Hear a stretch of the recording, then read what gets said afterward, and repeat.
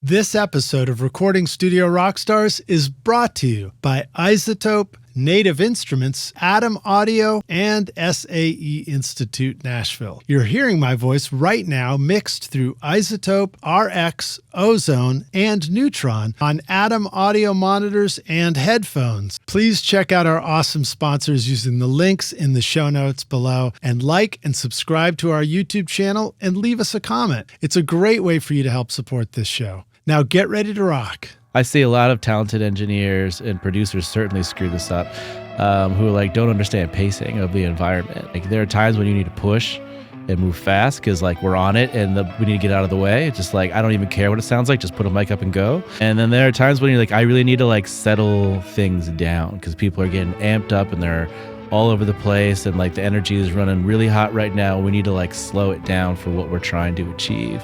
Knowing how to be ahead of things, and that just takes time and experience, but really being able to manage pacing. I think a great producer can really learn how to manage pacing really, really well and communicate in a way to give everyone this is what we're doing right now. These are the things that are most important that I want you thinking about right now. And we're going to try to eliminate all the other distractions so that we can really be here and in this moment thinking about these particular things.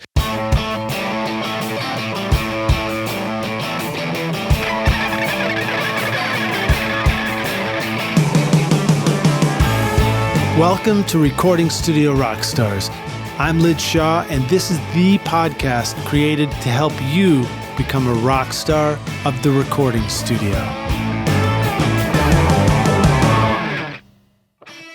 Native Instruments supercharges your music production with Complete 15 featuring Contact 8 new machine hardware integration and cutting-edge synths, samples, and effects. Contact 8 now gives you the chords and phrases tool for instant inspiration, the Leap tool for dynamic looping, and Conflux, a hybrid instrument for blending organic and synth textures. Plus, Machine 3.0 is here, giving you seamless control over Native Instruments gear and the latest NKS-supported hardware. Use the code ROCK10 for 10% off at nativeinstruments.com. Howdy, Rockstars. It's your host, Lij Shaw, and welcome to Recording Studio Rockstars, bringing you into the studio to learn from recording professionals so that you can make your best record ever and be a rock star of the studio yourself. My guest today is a repeat guest. It's Adam Krinsky, starting his music career in Minneapolis at the Institute of Production and Recording. While still a student, he recorded and mixed an album for the Alarmists, gaining local recognition. After graduating, he worked as an assistant engineer at Master Mix Studios under Grammy-winning Tom Tucker, and later started teaching at the Minneapolis Media Institute and touring as a front-of-house mixer for artists like Mason Jennings, Dement, and Dave Simonett. Or Simonett is probably how it's pronounced. Simonett. Right? Simonett. Oh, I had it right the first time. Cool, man. Cool. Today, Adam runs Bellows Studio in St. Paul, Minnesota, which is coincidentally also where my brother went to college, and mixes live for Trampled by Turtles. Whether in the studio or on the road, he's always mixing. Adam Krinsky, as I said, has been a guest on the show previously for RSR507, where you can hear his whole backstory. We talked a lot about mixing for Trampled by Turtles and taking that into the studio. And today we're going to talk more about his studio, what's going on now.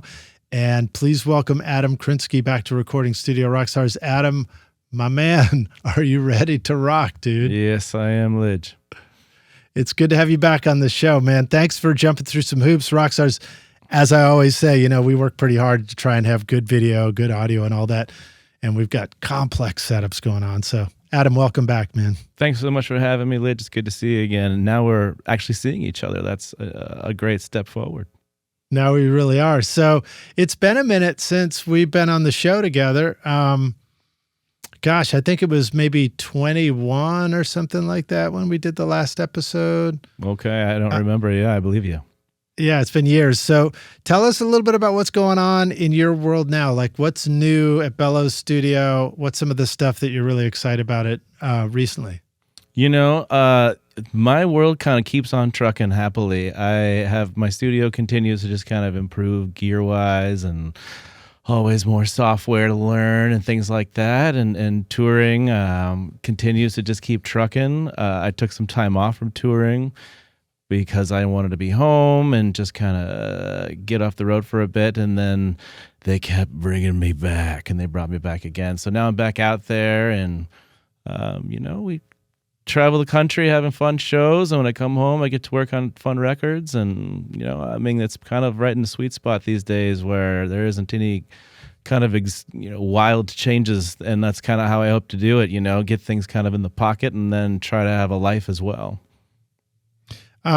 So you would typically be on kind of like, it's almost like seasonal for you. Like you might be on tour for a chapter, and then you're in the studio for a chapter, and then you're back on tour for a chapter. Is that kind of the way things roll? These guys tour, Trampled by Turtles, the band that I tour with right now. They tour about a week a month, and they stay pretty consistent year round. Sometimes, like maybe 1 month a year, they'll call it a dark month where we just don't tour. Usually somebody's got things going on in their personal life, and so we just take that month off. But more often than not, there's about a week a month every month that we're doing some stuff. Summertime, certainly it picks up, and we'll maybe do 2 weeks for June, July, and August. But yeah, we stay pretty consistent on that front. That's interesting. Yeah, with the in a place where you live, Minneapolis, St. Paul, which is a beautiful place. I mean, obviously winters are kind of intense and summers are like this big payoff. So is that sometimes, do you ever find yourself wishing that you could stick around home in the summer and you're traveling to other locations? Yes, certainly that work-life balance is always the trick in life, right? And I think, during the summer, it's hard to navigate, making sure that everything is being taken care of at home. My lady's a landscaper, and so she's busy during the summer. She's crushing because her job is very seasonal. And so making sure that the dog is taken care of and that everything is kind of running smooth during the summer is certainly a challenge when touring picks up. These guys also tour in a weird way in that here we are in February, and they'll tour the Midwest and do Wisconsin and all these really cold places in the winter. And then in the summer, we're down in like Florida and Texas. And I'm not really sure why we don't do it the other way around, to be completely honest. Right. Go to the warm places in the cold season and go to the, places that are a little cooler in the peak of their summers. So, I don't know. I mean, a week a month seems like a lot, and sometimes it can be, kind of busy for what's going on in my life. And I think one of the biggest changes I made with them when I came back is that I don't have to do all the shows anymore. And we found some really great substitutes that can fill in for me so that when there are things in my life that I want to do, or if I am yearning to just be home, they have people that they love and that they trust, and that makes my work balance 1,000 times better. Yeah. It's a tricky thing, whether it's working live front of house stuff or if it's even in the studio, when we find ourselves working with other people where, band members, for example, where the band might always have to be on call for any opportunity, gig, studio, sessions, whatever. And yet we want to have that life balance too. I know that's really tricky. I've been there before, and I've done records where, it was where like when a new record opportunity came up, it was like, I was excited, but also my heart sank a little bit because I knew, that I was going to be leaving my family, or that there was, I had some situations that were a little bit toxic, work environment stuff. So I knew I'd be stepping into that world. But anyway, I'm not saying that's yours, but, trying to balance that where it's like you got to figure out how you're going to set boundaries for yourself that will work, but you get to keep doing the gig you want. What stuff has worked for you in that respect? Like, what have you learned about finding a good way to set a framework around the schedule you want and, still make sure everything works for whatever the project is? That's like one of the biggest tricks, like the biggest trick is getting busy and having some way of being able to pay for your bills, and then it's balancing your life. And that really depends on the type of life you want to live, depends on, who your partner is in life and what their life is all about. So, it's circumstantial a little bit, but I find that it is pretty common of an issue for people. So for me, it's really, I had to kind of just reprioritize and sit down and really think about what is most important in my life and who are the people that are most important in my life, and then build, from there. Certainly that can be sacrifices. So, things that I do differently now is like I kind of don't do weekends as much. Because my lady works really hard during the week. And so during the weekend, that's important time for us. So if I don't have to do a weekend, I don't. It doesn't mean I can't. It doesn't mean that isn't a compromise that we have to make sometimes. But I really try not to as much as possible, so that time is really held up for my family and being with my lady. Then it's just kind of, I try to do as much stuff in the middle of the day as possible as well. So that, when I'm home, when she's home, I'm home, things like that. And so that's just like prioritizing the things that are most important. That's not always going to work for everybody. It's certainly not going to work for every project. And so sometimes you can't do that. And, hopefully you and your partner can sit down and work that out. And we've figured that out, and just by kind of going through the paces. Touring is certainly a whole other bag because you're just gone. And when you're just gone, you have to kind of acknowledge that for the other people in your life who might be counting on you in some way or another, that there's nothing you can do about it. There's nothing they can do about it. There is not like a happy medium. And so if you can't come to a place with that can work, it's going to start to become a toxic environment for your relationships. And that's really hard. There's kind of nothing you can do about being gone. When you're gone, you're just gone. And if that's not going to work, that was kind of how some of the things played out for me. And so being able to find a good substitute who could fill in when I really needed to be home was really key to me being able to have that balance back. And saying like, hey, these are the things that I want. I would love to do everything. I would love to do every show. I'd love to be there as much as I possibly can. There's like, things like driving the truck to and from road dates. It's like, hey, if I can fly so I can cut off those extra days, that would be great. Right. And having a band that's in a position to be able to help you fill those needs, who cares about you, is really key too, So it requires a lot of things kind of really falling in place, and that takes a lot of effort. It's a lot of communication. It's a lot of self-reflection. It's a lot of prioritizing and really making sure you know what's the most important thing in your life. And you certainly have to fight for those things sometimes, because work is going to pull at you if it can, and you have to put up boundaries with it sometimes. Yeah, it sounds like, one of the things you pointed out is just working with people that you have a great working relationship with. When you find the right people to work with. Again, I know we're talking about touring, and this show's is focused on the studio, but these things still apply to doing studio records. I've had to travel many times in the past for records, and it can feel just the same. You can feel like every moment is precious in the studio and can't be interrupted. Precious is maybe the wrong word. Well, it does feel like that sometimes, but can't be interrupted.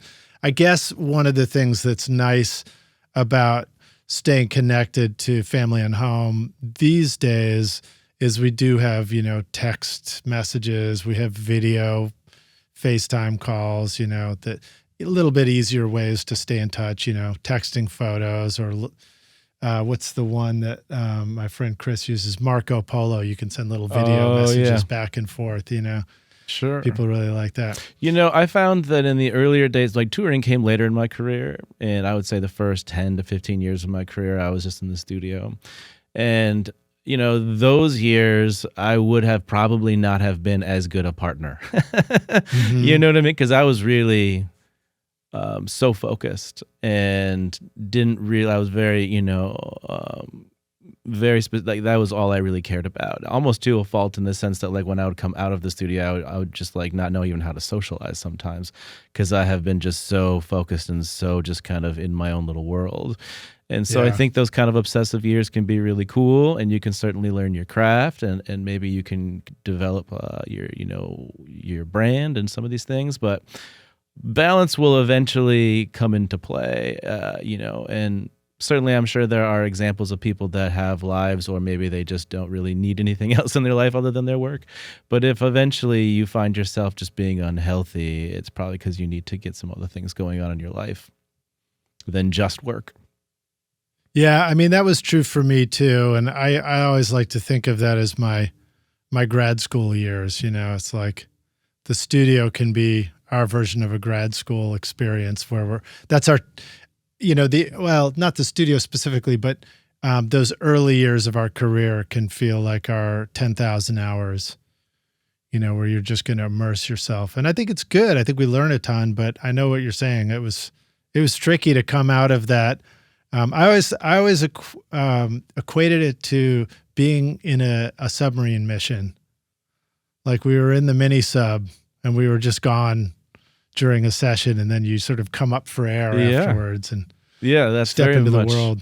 That's very much how it can be at times. It's such a special place, and when you're really in the creative zone and really that freedom of being so open and vulnerable, which is like the biggest goal in any kind of recording session, especially,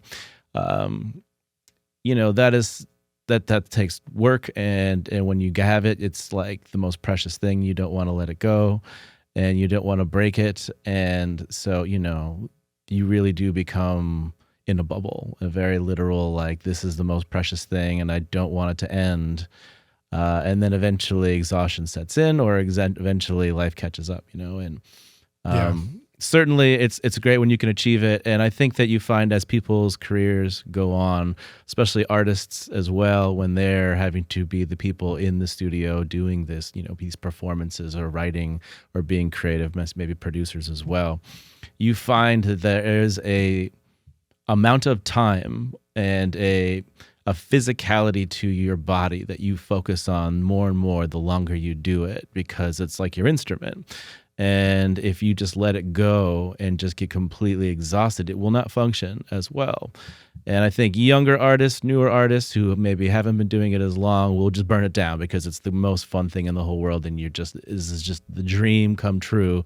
And then as the years go on, you're like, I really need to make sure my health is intact to be able to do this for longer and longer and longer. And that should be the goal, is to be able to do it for as many years as possible. And if you just when burn do you yourself out, remember? Sorry, I didn't mean to interrupt you. But when do you remember first thinking about? You used the word health. When was the first time you thought about that in your career? I mean, it would take quite the extreme amount of days, because I will work myself to the bone. I would say in the studio, there was a period of time when I was mixing so many albums at once that I was doing triple headers. So I would have a band in the morning to do tweaks from the day before or whatever it might have been, and then I had an actual artist that was coming in that was like scheduled for that day, that maybe was coming in around like noon. We'd do like noon till like 10 or 11 till that was just completely burnt out and they were done. And then I'd have another client who I was behind with, who was just rowdy and about it and like, let's just keep going whenever you have time. And I was like, great, as soon as this one's done, I'm gonna leave and we're gonna all go home, but I'm technically just gonna circle right back around the block, and then you're coming in and we're gonna do the late night sesh. And like doing those triple headers, I was doing that for like a couple months during this was like a handful of years ago.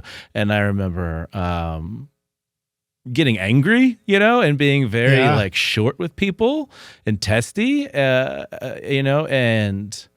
that was a little abnormal for my personality. And I think people were like, what's going on? And I was just really unhealthy. And I remember somewhere when those kind of came to a close, I was like, I can't do that anymore like that. It was very clear to me too that I was just like upset with all kinds of things. And I was just exhausted. I wasn't eating good. You know what I mean? It was just a bad scene. And somewhere around then I remember being like, I really need to focus on not like really managing my schedule and not just burning it down. And then certainly on tour, I watched those musicians have to really manage their physical health. And that was something that I watched play a huge impact on what they were able to do, how well they were able to do it. Sometimes we'd have to even cancel shows if someone was like ill.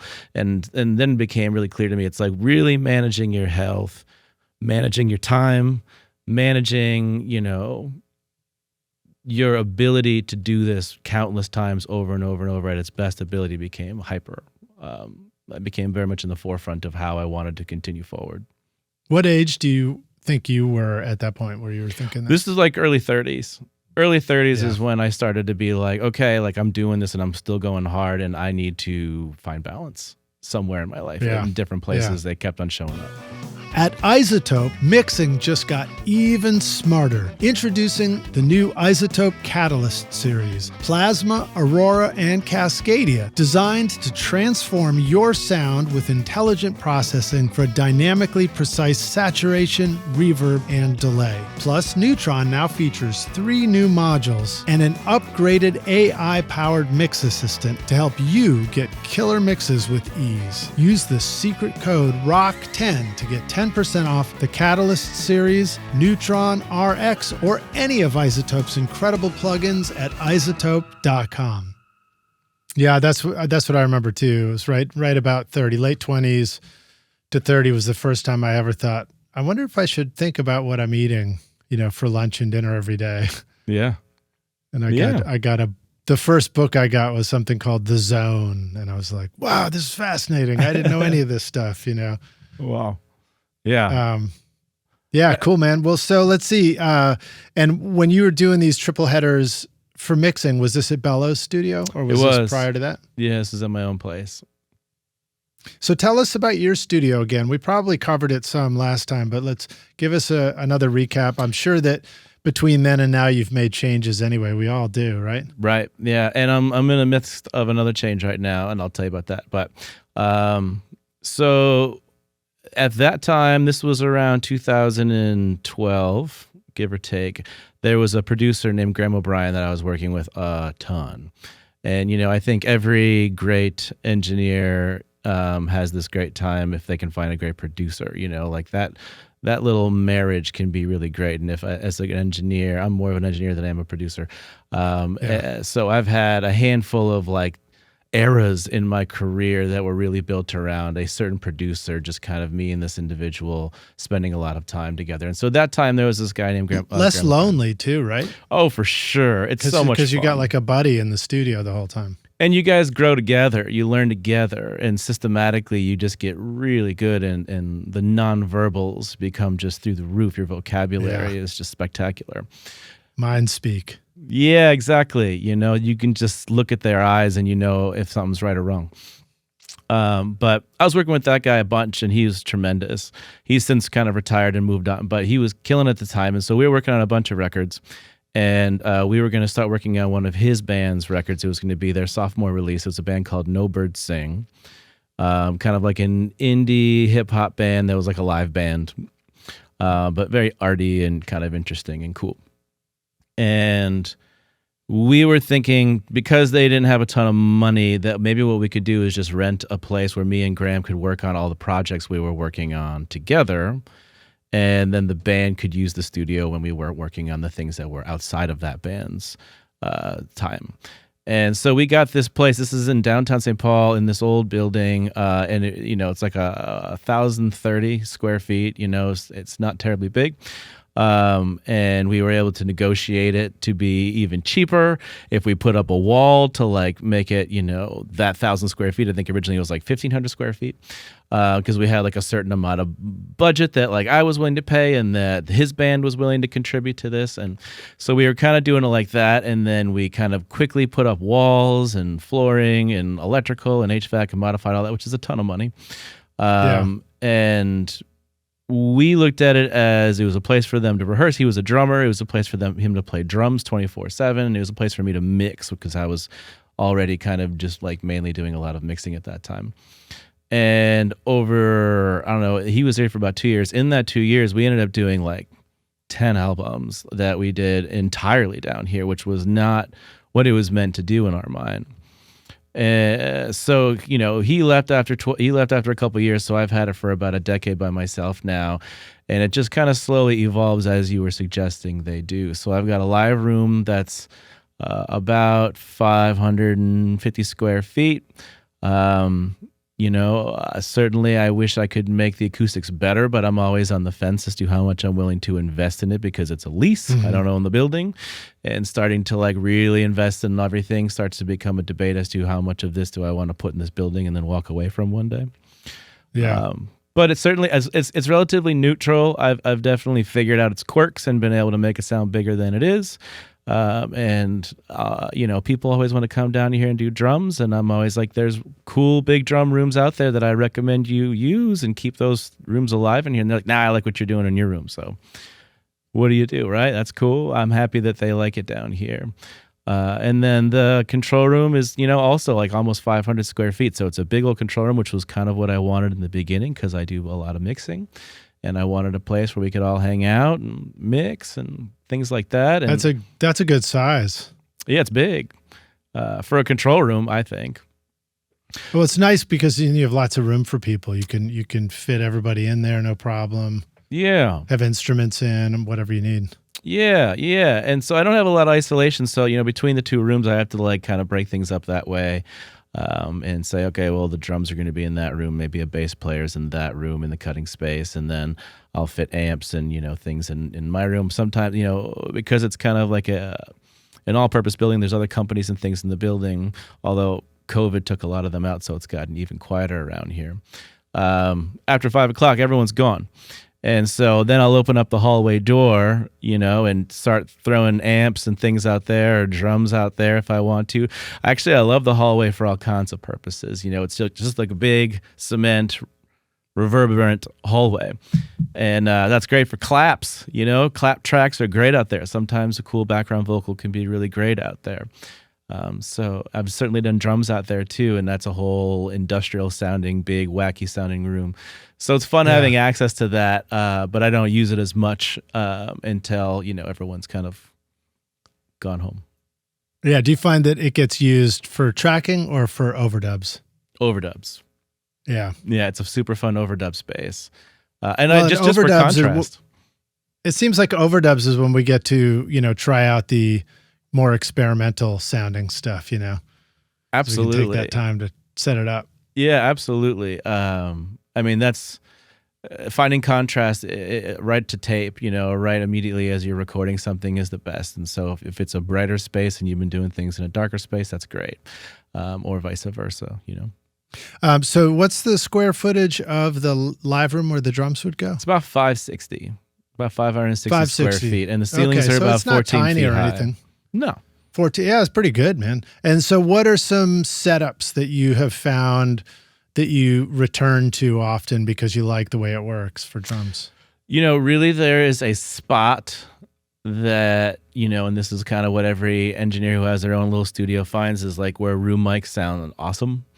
I think that I use a pair of Royer 121s and I keep them in an XY pattern, and if I get them right in the right spot, staring the right place, they can make a drum kit if it's over in the right place sound way bigger than the room is. Something at the low end comes together really well, and it just kind of really can sound big sounding and punchy. So that kind of is key. So I really like having the drums on one side of the room so that I can put these room mics on this other side of the room. So I really like that. That tends to be like a staple. My house drum kit is kind of always set up there and always mic'd and always ready to go in that position with the room mics that way as well. I find that, vocalists are different in the sense that sometimes vocalists want to be able to look right at you and communicate with you while they're working, and that's which is through the control room glass. There's a glass, yep, and our glass is angled so you don't get those reflections. So sometimes that's a more confident vocalist or someone who really wants to be able to communicate a lot. Maybe it's someone you've been working with a while. They like to be there, but sometimes they're a little more introverted, a little more less comfortable. And so there's a kind of a spot in the corner, frankly, that I almost like better than kind of more in the center where the window is, kind of off in a corner that's got a little bit more trapping. And if I can set them up in there, I can kind of build a cool little scene for them. with like some candles and whatever, and a little cozy chair, and a space heater in the wintertime, things like that. That I think honestly sounds a little tighter. If it's funny you mentioned the space heater in the wintertime, because we're talking about St. Paul, Minnesota. Maybe you should tell the Rockstars a little bit about your location. So St. Paul, tell us a tiny bit about the town. I had been to McAllister, and I know there, but just probably only visited once. But winters are kind of a big deal up there. Yeah, I mean, St. Paul and Minneapolis, those are the twins. They call it the Twin Cities, and they're about 15 minutes apart. And St. Paul's older and kind of has been here forever, and it's a little more affordable, but it's also got more vibe. It's certainly getting more vibrant. There's more clubs popping up and more little venues, which is great. There's probably 3 or 4 in walking distance from my studio that I can kind of pop over occasionally, which is great. Minneapolis is newer and a little hipper, but a little more expensive, and certainly a little more busy. So you can kind of pick and choose your flavor there. I've been in St. Paul just because that's where I was living when we first kind of built the studio, and certainly that's where we found a more affordable space. I dig that about it. Where I'm living, my studio's right downtown St. Paul. About a block away is a park called Mears Park, and they do a bunch of outdoor festival stuff there. So occasionally we can just bump over there. There's also the cool little, I don't know if it's AAA baseball stadium that's like right over there. That's really cool. So sometimes we can pop over there. Lots of little bars and restaurants to get away. So that's kind of fun. But yeah, we certainly have intense cold up here in Minnesota. We get into the sub-zeros for a portion of January, February for sure. We were just at -19 a week ago with a wind chill of -30. And so what's that like? I mean, what's that like getting to the studio and getting to work and getting things, fired up and running when it's -19 outside? You got to get there earlier to warm the place up. The way that I modify the HVAC to fit, our potential bleed issues, is I cut it off and then ran additional HVAC off of the main longer runs or something. Yeah, and so it doesn't get to the cutting space as well. And the cutting space is also adjacent to a wall that is a little bit closer to the outside. So the cutting space will get cooler. And so I need to get in earlier. I give it about 45 minutes if I really want to get it where I want it to warm it up. I use those electric space heaters because they're way quieter. But, you have to have a lot of outlets because those need to be directly in the wall. They can't be on a power strip or they'll melt them. Learned that the hard way. So you got to have a lot of power. So you might find yourself having to run additional power, which is what I did. Let's see, humidifiers and dehumidifiers. You need humidifiers in the winter because it's much drier, much drier. In the summertime, because I'm down in a basement, basements tend to get a little more humid. So if any instrument, let's say like a tambourine, has got like actual leather, actual hide or something like that, those things will immediately turn into just nothing, just really loose and floppity, right? In a very humid environment. So I have to have dehumidifiers in the summertime. The trick for getting the tambourine or any natural skin Please drum tell head me. to come back I'm to so life? Excited. A hair dryer. Oh, sure. Yeah.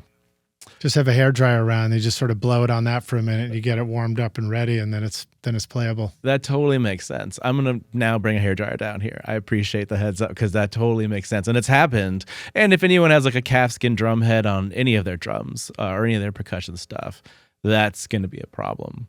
So synthetic heads. So I have some extra heads around, some cool calfskin synthetic heads that if that were to be the case, and it's happened, that's why I have them. But now I'm going to have a hairdryer around. That's pretty exciting. I learned that from Nyema Kuma, an African drummer who grew up in the bush in Liberia. It was one of the first sessions I ever did. Wow. And he had his handmade djembe, and he just grabbed a hairdryer and got it ready for it. And I was like, what's that all about? Yeah, that totally makes sense.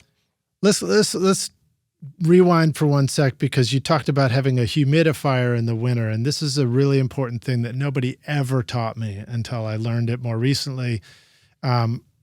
I was at a guitar shop and they seemed to have a bunch of things blowing, and I was, what's that? And the guitar tech said, oh, those are our humidifiers. We have to keep it like really careful in here. And then I learned that, particularly in the fine instrument shops, they're very, very serious about that, because the life of a guitar, the life of a piano, a violin, any other fine wooden instrument is directly associated to the steady humidity over that time. So what I learned was something like, if you keep it between 45 and 55%, that's pretty good. I think I even read on the Martin website, when I got a new Martin guitar, they were saying it was right in that ballpark. They might have slightly different numbers. But I also got a humidifier for the studio and house. And then I was like, and then the hard part was like, oh, you have to change out the filter maybe just every year, every season or something Sure. like that. What have you learned about that? You got any tips for us on the right kind of humidifier and filters, or is this too tough a question for now? It's not that it's too tough a question. It's that I'm just too ignorant about the subject. I couldn't tell you. I get humidifiers, and I use like as many as I can get to try to combat the dryness of the winter. And I try to get it, getting a nice humid little like gauge that'll tell you the humidity level is key. So having good instruments to be accurate, I found that those are not always accurate. So finding a good instrument that is accurate, I couldn't tell you which one I landed on. I kept on trying new ones, and until I found a few different ones that were all agreeing, I just tried other ones. The humidity meter, the little gauge. Yeah, what's it called? I forgot what it's called. It's like something ographer or something like that. Yeah, mine's called like a climate hub or something. Yeah, a little battery powered thing. Yeah, you can get those. All these things you can get on Amazon or wherever. Sure, or your local hardware store or whatever kind of works for you. Certainly, there's a bit of you get what you pay for in that realm. So maybe start with something that you can afford, and then buy something that is really nice when you can. But just trying to keep it in the 40s. I always try to keep it in the 40s as much as possible. Yeah. And that's, some days it takes a little more work. Also, these things aren't the quietest things. There are much elaborate and more expensive systems that you can get into. Obviously, a high-end studio is going to have a built-in one into their AC system. Usually it's called like an April Air system of some sort. And I used to work in an old fancy studio called Flight Time. This was post its era. But we were in that building. That was where that school was. The Minneapolis Media Institute was in the old Flight Time building, and so we got to see that infrastructure and get to know it really well. And they had an April Air system, and that was the most problematic thing they had. It was breaking constantly. But those things are loud. Ooh, hygrometer. Hygrometer. I just looked it up. Yeah, now I get to Google things live on the podcast. This is the best. I love it. Hygrometer. Cool. Well. Yeah. Now I'm going to look that up when I go to purchase a new one, because these things. Yeah. So Rockstars, definitely, I encourage you to do that. You're going to find that it saves your guitars too. I think it even keeps the guitar necks from, bending out of shape over time and twisting. You'll have less intonation issues with your guitars if you keep the humidity stable in the studio. So that was a huge win to discover. If you've got an expensive, beautiful piano and you don't want the soundboard to crack eventually, that's the key to that. I think there's other benefits too. I remember learning that just in terms of health stuff, like teeny tiny virus particles they float on the air when it's dry. They sort of float more, and so you might actually be less likely to, catch that cold in the winter or whatever if you've got more of a balanced humidity. So that was interesting to learn about. And then the thing I wonder about, I'm curious if you noticed this, Adam, is vocals and singers. Do you find that vocalists prefer like dry is harder to sing in than like a balanced humidity? Absolutely. That was actually I was using humidifiers before I even got into the situation of dealing with the dryness of the winters in this space, just because I found it to be so beneficial for vocalists. And it was really a vocalist who turned me onto it. And she was just like, hey, can you get a humidifier in there before I show up and try to get it nice and damp in the room? Which I was like, yeah, I didn't really consider what that would mean for everything else in the room. Just like, yeah, whatever you need, and this was more of an ISO booth in a different studio. And it was really cool. She was very particular about it, and I appreciated her bringing that to my attention. It's just like, having teas or warm beverages or water available, whatever that particular artist needs or likes. There's lots of different tools and tricks, and I would assume each vocalist has their own journey in finding what's best for them. Do you ever use the vocalist friend or whatever it's called, where you spray the back like of your Vocalists or something? Yeah, Vocalists, yeah. I've not had it around. I've seen people use it, though, for sure. Yeah, I've tried it, and then sometimes I'm like, wait, maybe I should look at the ingredients in this thing. I know, and it's right? like, what the hell is that? It always actually reminds me of those old Bugs Bunny cartoons. Sure. Where the guy, he has this little misting thing, and he sprays his voice, and then goes like, Figaro, Figaro, right. Figaro, Figaro. It's like some head shrinking, I don't know what they put in there.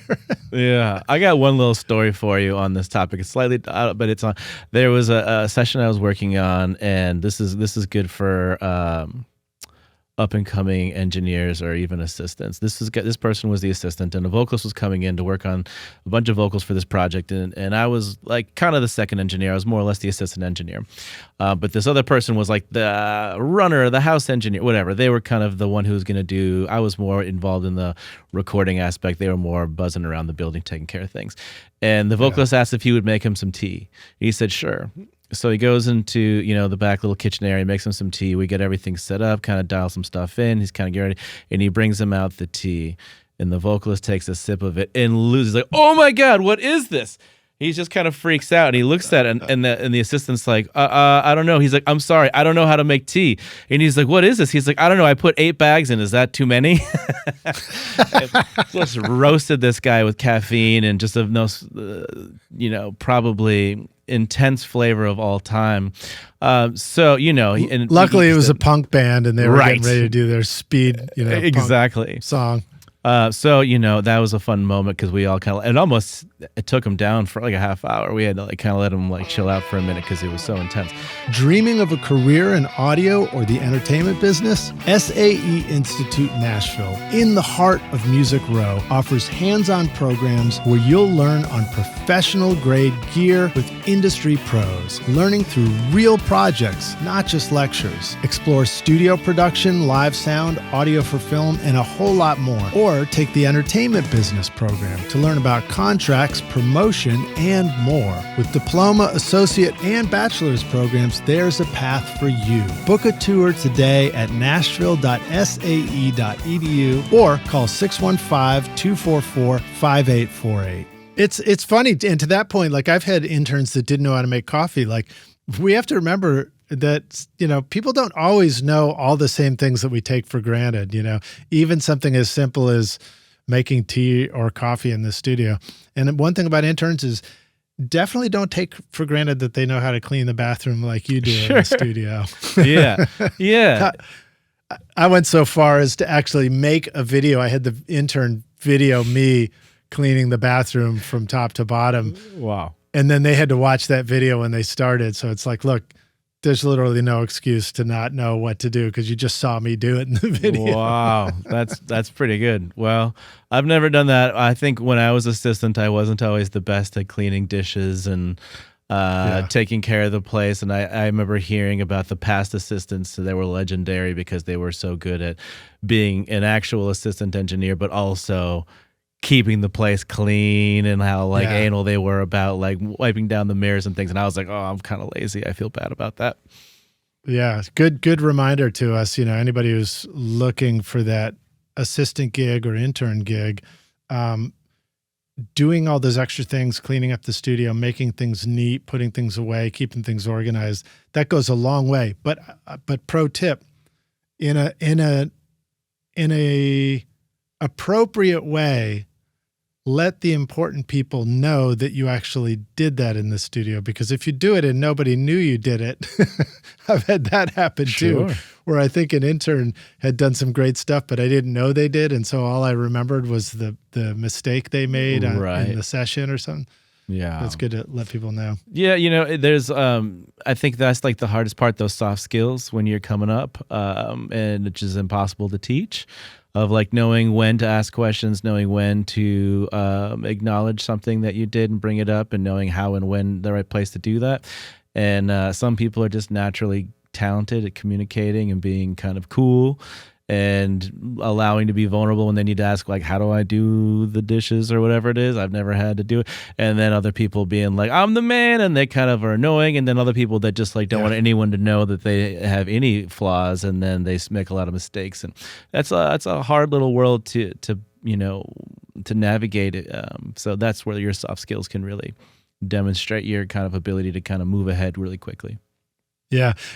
Just reminded me the tea conversation. I literally melted a tea kettle in the studio. On a stovetop. I left it on the stovetop in the kitchen, but was back in the control room and forgot about it. And it just boiled away until, the kettle was still there. The metal was still there. But when I went to lift it, it was like it had this yellow kind of finish on it. And I lifted the thing, and and all the paint came off the tea kettle, stuck to the burners like cheese stretching out from a pizza. The panic sets in, your heart sinks. Oh yeah. Brutal. So that's kind of the assisting world, is making these kind of grand mistakes and never forgetting them. Yeah. All right. Well, let's jump forward to not making mistakes, but making things awesome. Yeah. Which you've got a lot of experience with. Trying to. You're doing a variety of things, but I made a couple of notes just about some of the records in your playlist. So Rockstars, we have a playlist of Adam's music, which you can just scroll through and click to if you want to go hear what he's doing at Bellows Studio. I think you're doing a lot of mixing too. So you may have to talk about, which records, if I mentioned something, whether it was something you mixed or whether it was something you recorded and everything. But there was a band called it was Sorry Songs by Crook, I think it was. And it sounded really great. It just had these great guitar sounds, the guitar amps, and it just made me think to ask you some of these fundamental things. Like, have you found some ways that you like to mic up a guitar amp so that it sounds best to your ear?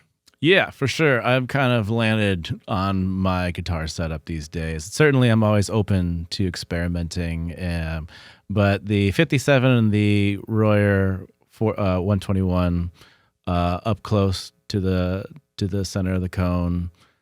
And then what I do is I mainly record in Pro Tools. I run them to 2 aux tracks, and then on those aux tracks I might have an EQ or some phase flips or whatever I might want to have around. Sometimes it's the the Plug Alliance SSL 9000J. Because that's got everything, a little bit of compression, certainly EQ, and certainly phase. Theoretically, the phase should be solid because I pay attention to the capsules and lining up the capsules of the Royer, which is a ribbon, which is going to be kind of darker and have a lot more bass. And then the 57, which is going to have that mid-range presence. And, I find that depending on the scenario, but more often than not, that 57 is still going to be leading the way. And I'm going to be using the Royer. So I'll use the aux tracks in Pro Tools, and I'll send them both out a bus. Let's say they're both going out bus 1. And then my actual audio track will be the input bus 1. And so I'll use those 2 aux tracks like I would if I was on an analog console. If I was on a console, I'd have 2 tracks on the console. I'd bus them on the routing matrix to a track in my DAW, most likely. Similar thing. You could flip polarity on one of them at the console if you got all the processing, but by using those SSL channels, it's just like using the SSL console. If I wanted a Neve console, then I could swap it out to that or whatever I wanted to do. But those 2 mics are kind of, I can do a lot with those. If I'm working on when you say SSL channels, are you talking about an SSL plugin in Pro Tools? Yeah, the Plugin Alliance 9000J plug tends to be that's a great one. The go-to, but the 4K is also great as well. It's got a different EQ shape. and a different kind of mid-range to it. But that setup right there is going to do 90% of it. If I am in a scenario, like I said, my room's a little more neutral, so that means it doesn't have as much ambience. It's not as reverberant. But let's say I'm not recording there. Let's say I'm out in my hallway. Then I'll certainly set up a room mic, if not 2 room mics, depending how I foresee this. I'm not going to go stereo as far as my room mics, if I don't foresee myself using it in stereo in the mix. But I love a room mic. Like anytime I can put up a room mic, whether I use it or not, I'm putting a room mic, I'm going to record it.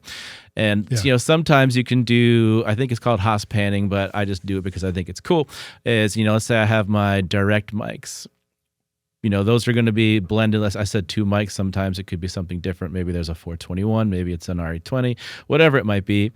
I have my close mics that I'm kind of blending. I try to always sum those down to 1 and commit that sound. And so whatever EQ, I really like to have access to EQ. And I don't have a lot of outboard EQs. And so I'll use digital EQs, in which case I'm going to even if it's 1 mic and I want to do an EQ to tape, I want to commit and just run that through an aux straight to an audio track. So at that point, I can do whatever I want to tape, and then I will record the room mic separately. And the room mic, if it's oftentimes a mono room mic, I will sometimes pan the opposite direction if there is a panning scheme at play here, which oftentimes there will be. So if it's an electric guitar that's panned to the left, I'll take the mono room mic and pan it to the right. And that you get what's kind of called Haas panning, and you can kind of fool the mind into thinking about some of these early reflections. It kind of creates a depth, but also can sometimes widen things out if you can find the right kind of relationships. And sometimes, where you put your room mic, maybe you don't have a lot of time, you're moving fast, maybe you thought you nailed it, and then you listen to it in the mix and it's not exactly right. I would highly suggest putting a delay on that room mic. And not like a secondary echo included with the room mic, but literally you just want 100% wet, and all you're trying to do is delay that track more. You could also do it just by moving the region inside your DAW, putting it later in time. That would be the same thing as just putting a delay on it. But the point is manipulating how quickly this said early reflection happens. And so I find that putting a couple close mics up, you can usually find a blend to get at the tone where you want it, a little processing the tape, commit to that, a room mic that's doing something interesting, and then if you can pan them apart, you can really create a really cool depth of field. Now, that's not going to work necessarily in the heavier things. Heavier music, metal, heavy rock music, fast stuff, that might just be too busy, too much chaos. Right. It basically lengthens the sound of the guitar a little bit. It certainly can, and because it's almost inherently like a delay, just because it's farther away, it's taking more time to get there, so there will be some delay there.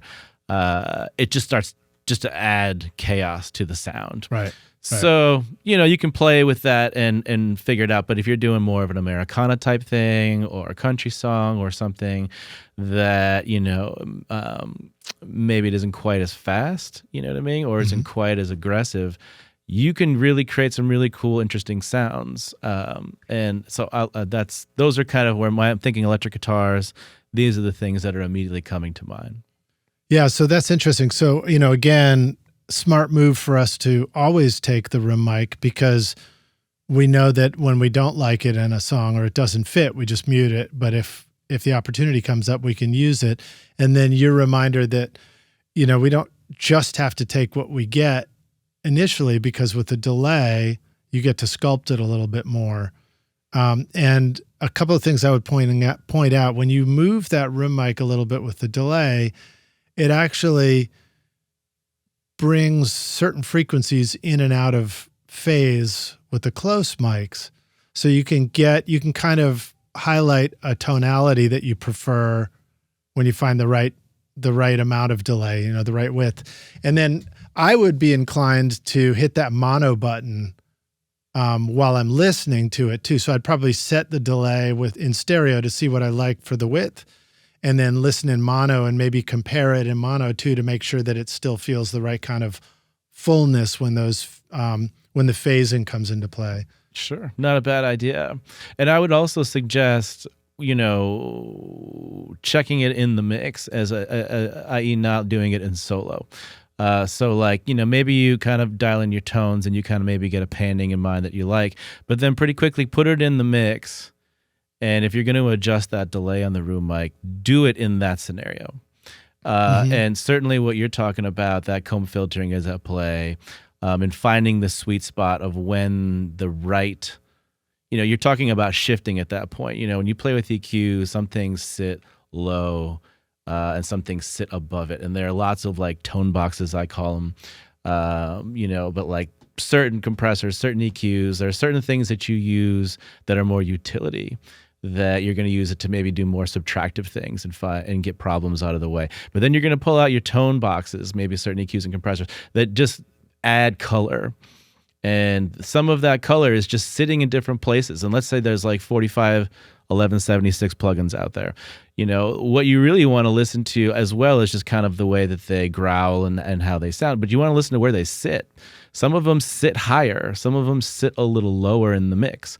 And if you can really get a sense of that, then you can start to pick the right 1176 for the right situation based on where you need it. Okay, these things are both crowding the vocal. Maybe I want them to sit above the vocal. Maybe I want them to sit just beneath the vocal because there's another part of the arrangement that's taking up those higher registers. Similarly, when you get to this, like using the delay and to try to get a room mic to sit in there, that's kind of what you're thinking about. Is like, it's not just like, oh, is it X far away or am I getting X amount of pre-delay? You're really thinking about like, how is this shifting in the mix? Is it sitting up higher? Is it sitting lower? What is it no longer competing with? Or is this just sitting in a cooler way? And that's stuff you want to do in the mix, while all the other stuff is playing that you're working on, to really kind of come to a final decision as to, is it 10 milliseconds? Is it 8 milliseconds? Is it 15 milliseconds? What is it? It's going to be really like, where is it just all of a sudden doing something cool? And like the science of like knowing exactly what's happening is a little less important, as much as like, is this doing something good? And that's something you got to do when everything's in play. Yeah, I agree. When we're choosing these different plugins, these different outboard gear, it's a little easier with plugins because you can just quickly enable and disable things.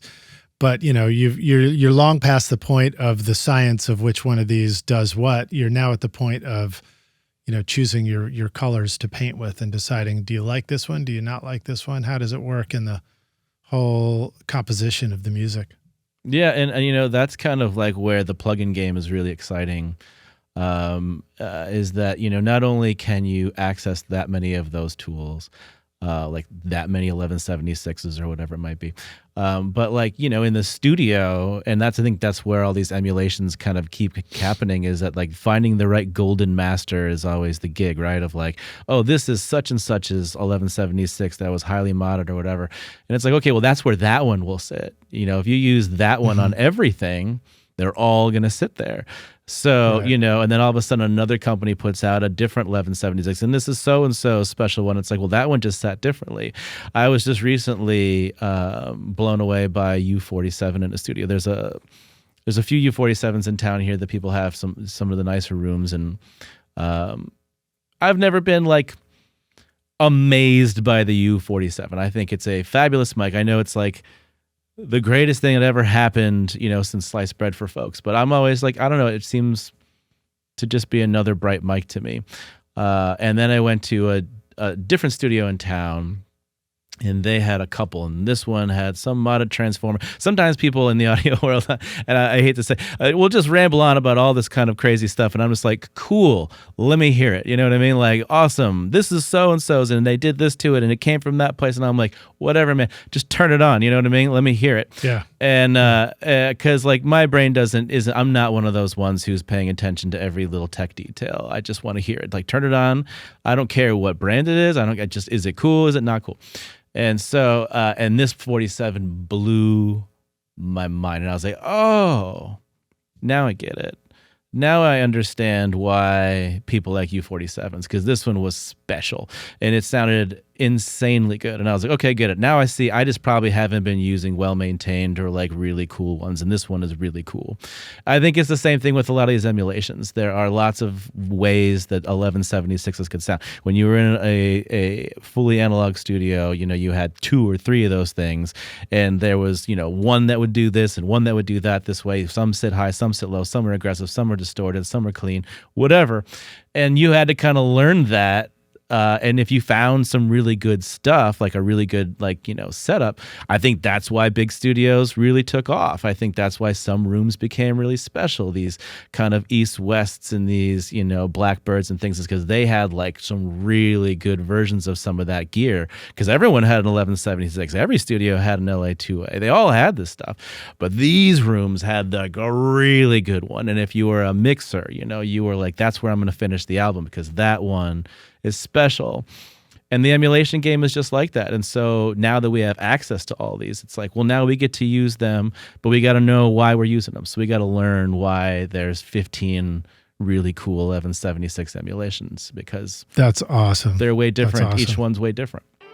Rock your music production with the updated Complete 15 bundle from Native Instruments, featuring Contact 8 and expanded hardware integration. Whether you're crafting cinematic scores, EDM bangers, or experimental soundscapes, Complete 15 gives you industry-leading synths, sampled instruments, and creative effects to bring your ideas to life. Contact 8 introduces powerful new tools like chords and phrases for instant inspiration, the Leap tool for dynamic looping, and Conflux, a hybrid instrument blending organic and synth textures in real time. And with Machine 3 now available, you'll enjoy even tighter integration with Machine Plus and the latest NKS-supported hardware from brands like Akai, Korg, and Novation. Plus, Complete 15 features revamped Massive X, Guitar Rig 7 Pro, and Isotope 11, helping you shape, mix, and master with ease. Use the code ROCK10 for 10% off at nativeinstruments.com. Howdy, rock stars. We're back now for the jam session, aka the second half of the show. My guest today is Adam Krinsky, joining us from Bellows Studio in St. Paul, Minnesota. Adam, are you ready to jam, dude? Let's jam. I'm ready. All right. Welcome back, man. So let's talk some more about some of these records you've done. One of the ones that popped up that caught my eye is, let me see here.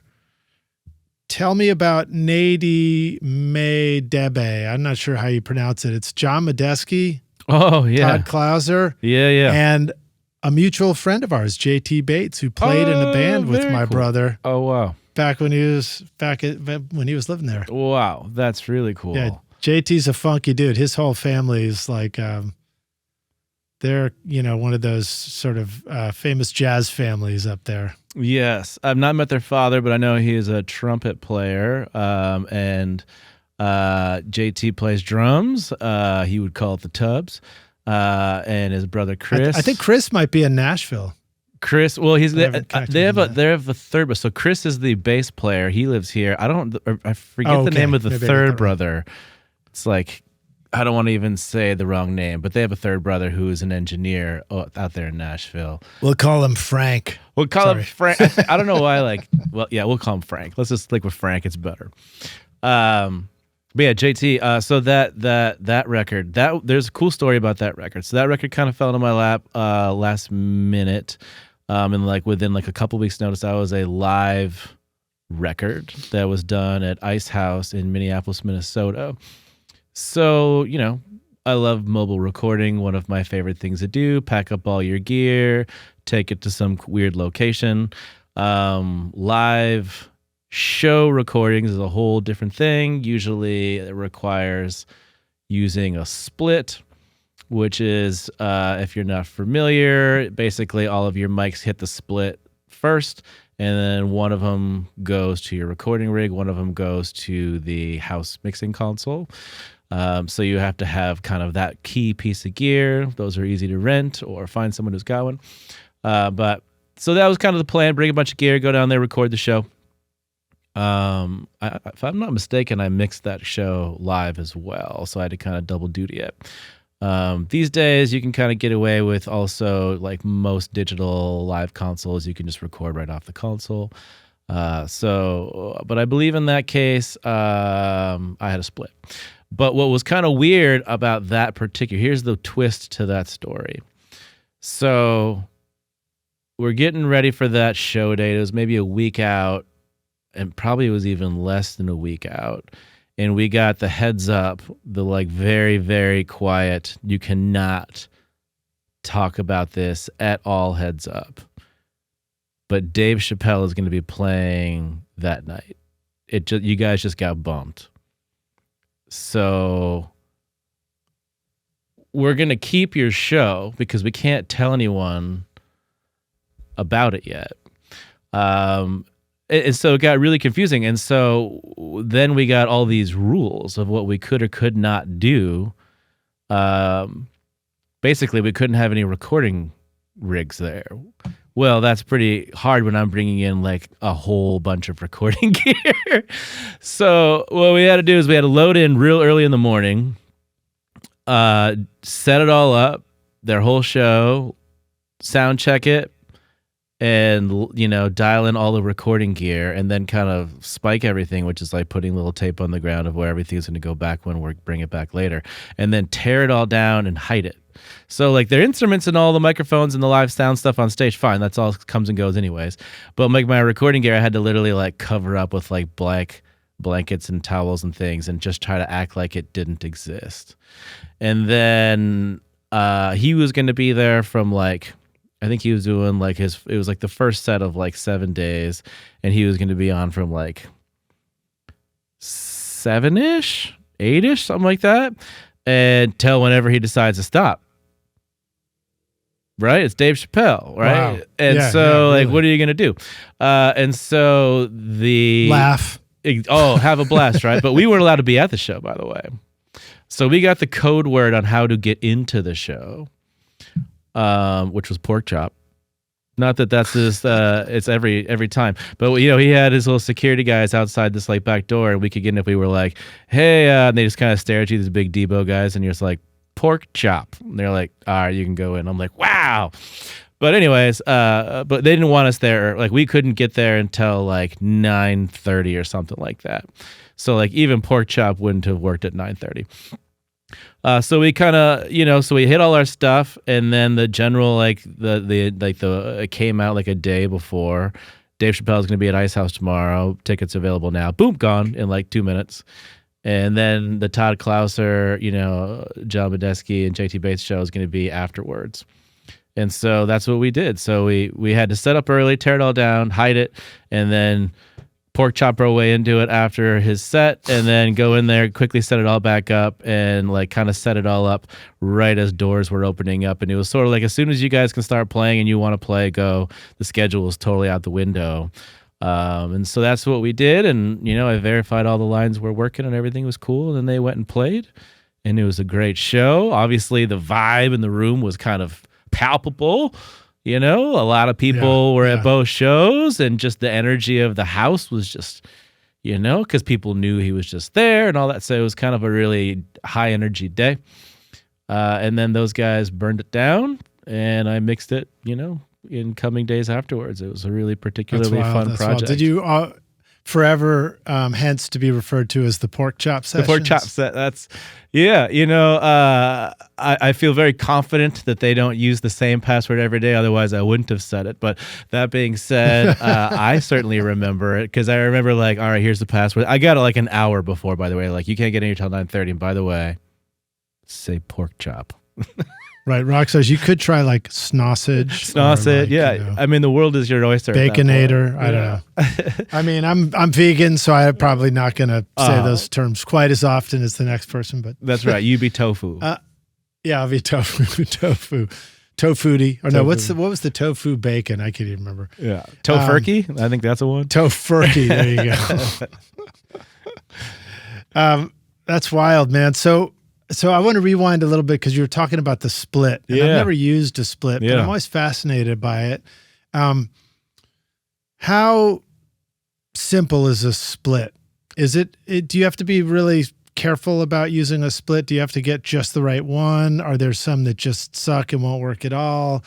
Are there some, is it all like, are there these critical grounding issues, or is there just are there, vast quality differences in a split? And then the flip side of the question is, do they now make splits where you just go into it and, one side goes to the front of the house and the other one just sends an Ethernet to you, and it's already gone through mic pre's inside the box? Yeah, these are great questions. The answer is all of that exists. There are a wild amount of splits out there. And finding the right one for your scenario is certainly probably the key. Any one of them theoretically would work. When you start getting into converters, like A to D converters, then certainly you're going to need certain splits for certain scenarios. So it really depends on what you're looking to use on both ends. Splits are very, very, very common in the live sound world. Yeah. They're like almost a mainstay, although things are getting better and better all the time. The quality of them can range, certainly. The functionality of them can range. They get real expensive really fast. Right, because we think about it like a DI we're familiar with, where your guitar goes in and then it goes right out to the amp, and the other side is XLR. But in a split, it's like your XLR is going in, and then an XLR continues on. Yeah. But the other side is an XLR coming Absolutely. out, right? Yep. And so the idea is really you just malting something. That's like the concept here is something is coming in that, you have your microphone, it goes straight into maybe a stage box, which would be maybe like, in the studio, we get really precious about cable length and the quality of our cable. And in the live sound world, we don't. You're just lucky. You're lucky if they plugged it in. Now, certainly we should, and certainly some people can if you have that luxury at your disposal. And because Trampled, the band I tour with, we use the same gear every night, and so we're constantly updating it and tightening it up and trying to get these things improved as much as possible. But you start getting into festival style shows and these kind of throw and go scenarios, and cable length is just can it work? Can you get it from here to there? But you might have a sub snake. So what that would be is like, think of like, okay, you have a microphone, you plug it into a microphone panel in your studio, right? Well, the sub-snake is that microphone panel, and that might just exist right in front of your musicians, down center on your stage, which would be closest to the audience. And so you're just taking your microphones and you're plugging them into this little stage box. And then that is just basically a long XLR cable. It's just a bunch of them in one. And so that then goes all the way over to most likely monitor land. And that's where your split would be. So your sub-snake is just a very long XLR extender. So microphone into the sub-snake over to your split. Now your split is a mult. And so it's going to be like, okay, cool. Here's my lead vocal. It's going to go in channel 1, let's say. Then on the back of the split or somewhere else on the split, it's going to split it to 2. And now it's got 2 outputs. And now what happens in that split moment is where the gear really separates.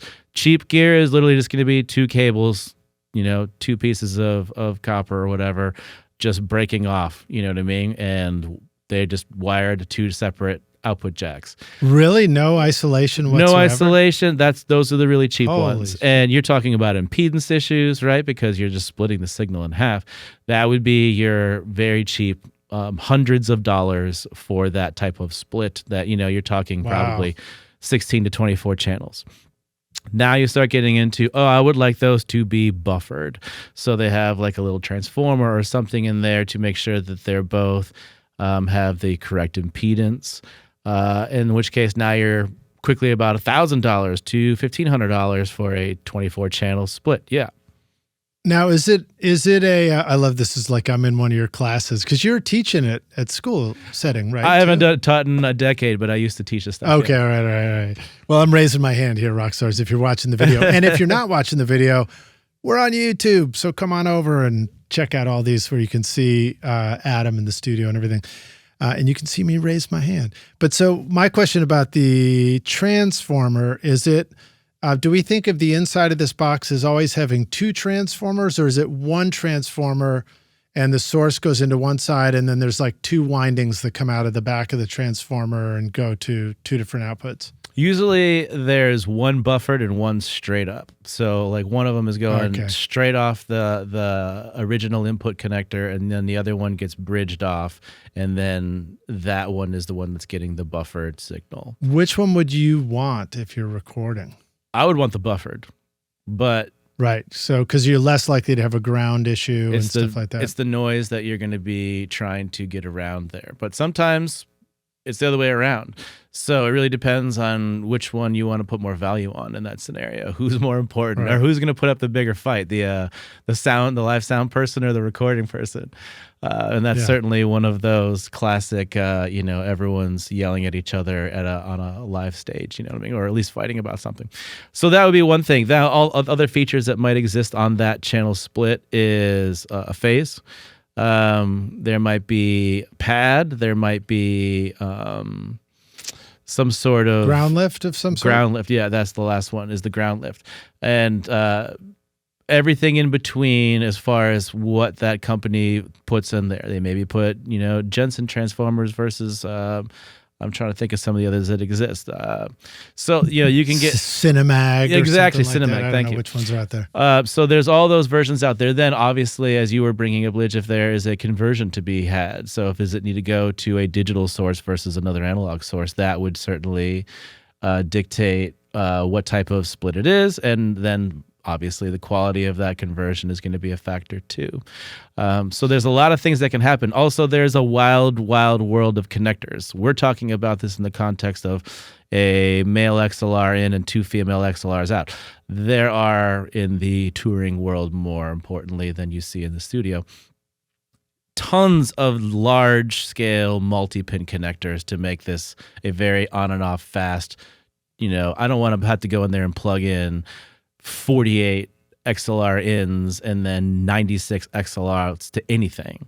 So you're going to have that patched once, and then you're going to have a giant connector, a big multi-pin connector. And there are tons of those that exist. And like Elcos and stuff like that. And M1s and D subs and whatever it might be. And in your studio world, it tends to be DB25 connectors.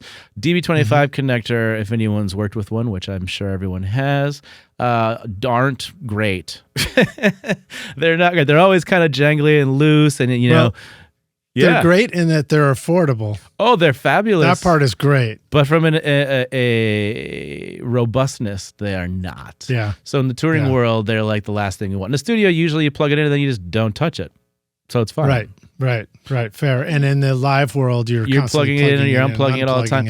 And so that would be like the worst case scenario is a DB25. If it was a DB25. Right. And then it gets crunched in the van and the trailer on the way to the next gig. It gets bent out of shape or something. Yeah. So we're using big industrial multi-pin connectors that come on and off in like very huge, like giant steel connect. They're wild. And so like that's what you're going to be looking at in your split configuration as well, is like what type of connectors are we talking about. So this is why it's just a wild, wild west of what it is. But you need a split more often than not if you're going to be, all it has to take is two people using two different consoles.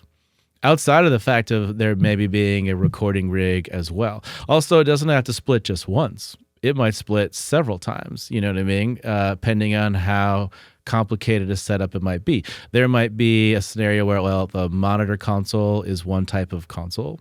The front of house console is another type of console. Then you need extra cabling for any guest consoles that are coming. Then there might be a broadcast console. Then there might be a recording console. All of that, it might require everyone getting independent lines for their own preamps and their own gain staging, in which case you might need to split things 4 or 5 times, 6 times, whatever it might be. Yeah, but we don't. Not if we're the recording guy. We got our split off that first split, and we're like, screw you guys. You just hope you don't mess this up. You're just like, I just need tails, man. I need tails and an input list to know what's coming down what. And that's like when you get into festival patching, which is like, all right, well, we've got these 16 lines for drums. And then we've got these 4 lines for electric guitars, and we've got these 4 lines for acoustic guitars, and these 8 lines for keyboards, and these 8 lines for vocals. And so that's hard set. and everything is labeled and everything is plugged in that way, and then the bands come and go on the stage, there's 30-minute changeover, sometimes 15-minute changeover, and you have to take a band completely down and then put another band completely on. There's no way you can start from scratch every time. Right. In other words, when you put the new band up, they're going to use the same kick channel, the same snare channel, same miking on drums. Yep. Everything's already kind of dialed in. If you got more than 4 guitars, go play a different festival? No, then you start, everyone's in communication. Everyone's got walkie-talkies. And so there's certainly the 5th guitar is going to be on, acoustic guitar 4. And that's where that input list becomes, your master sheet every day. And everybody involved at every level needs to be able to communicate in that common language of and you can't just start making things up and put a keyboard on a vocal line or whatever. And if you really have to, that needs to be really made clear. And it will certainly, cause problems. So for the recording person in that scenario, they're probably recording every channel always, and it's just on. You know what I mean? Maybe they start and stop because you don't want to. No harm in recording some dead channels, but a lot of harm in not having that one guitar and record because you didn't know it was there. And you can relabel something after the fact. You know what I mean? So if it came in as a keyboard and it's on a vocal, you're like, whatever, as long as I got it. iZotope is truly amazing for mixing and mastering your music. Check out the new iZotope Catalyst series featuring Plasma, Aurora, and Cascadia. Powerful tools designed to supercharge your mixes with intelligent processing.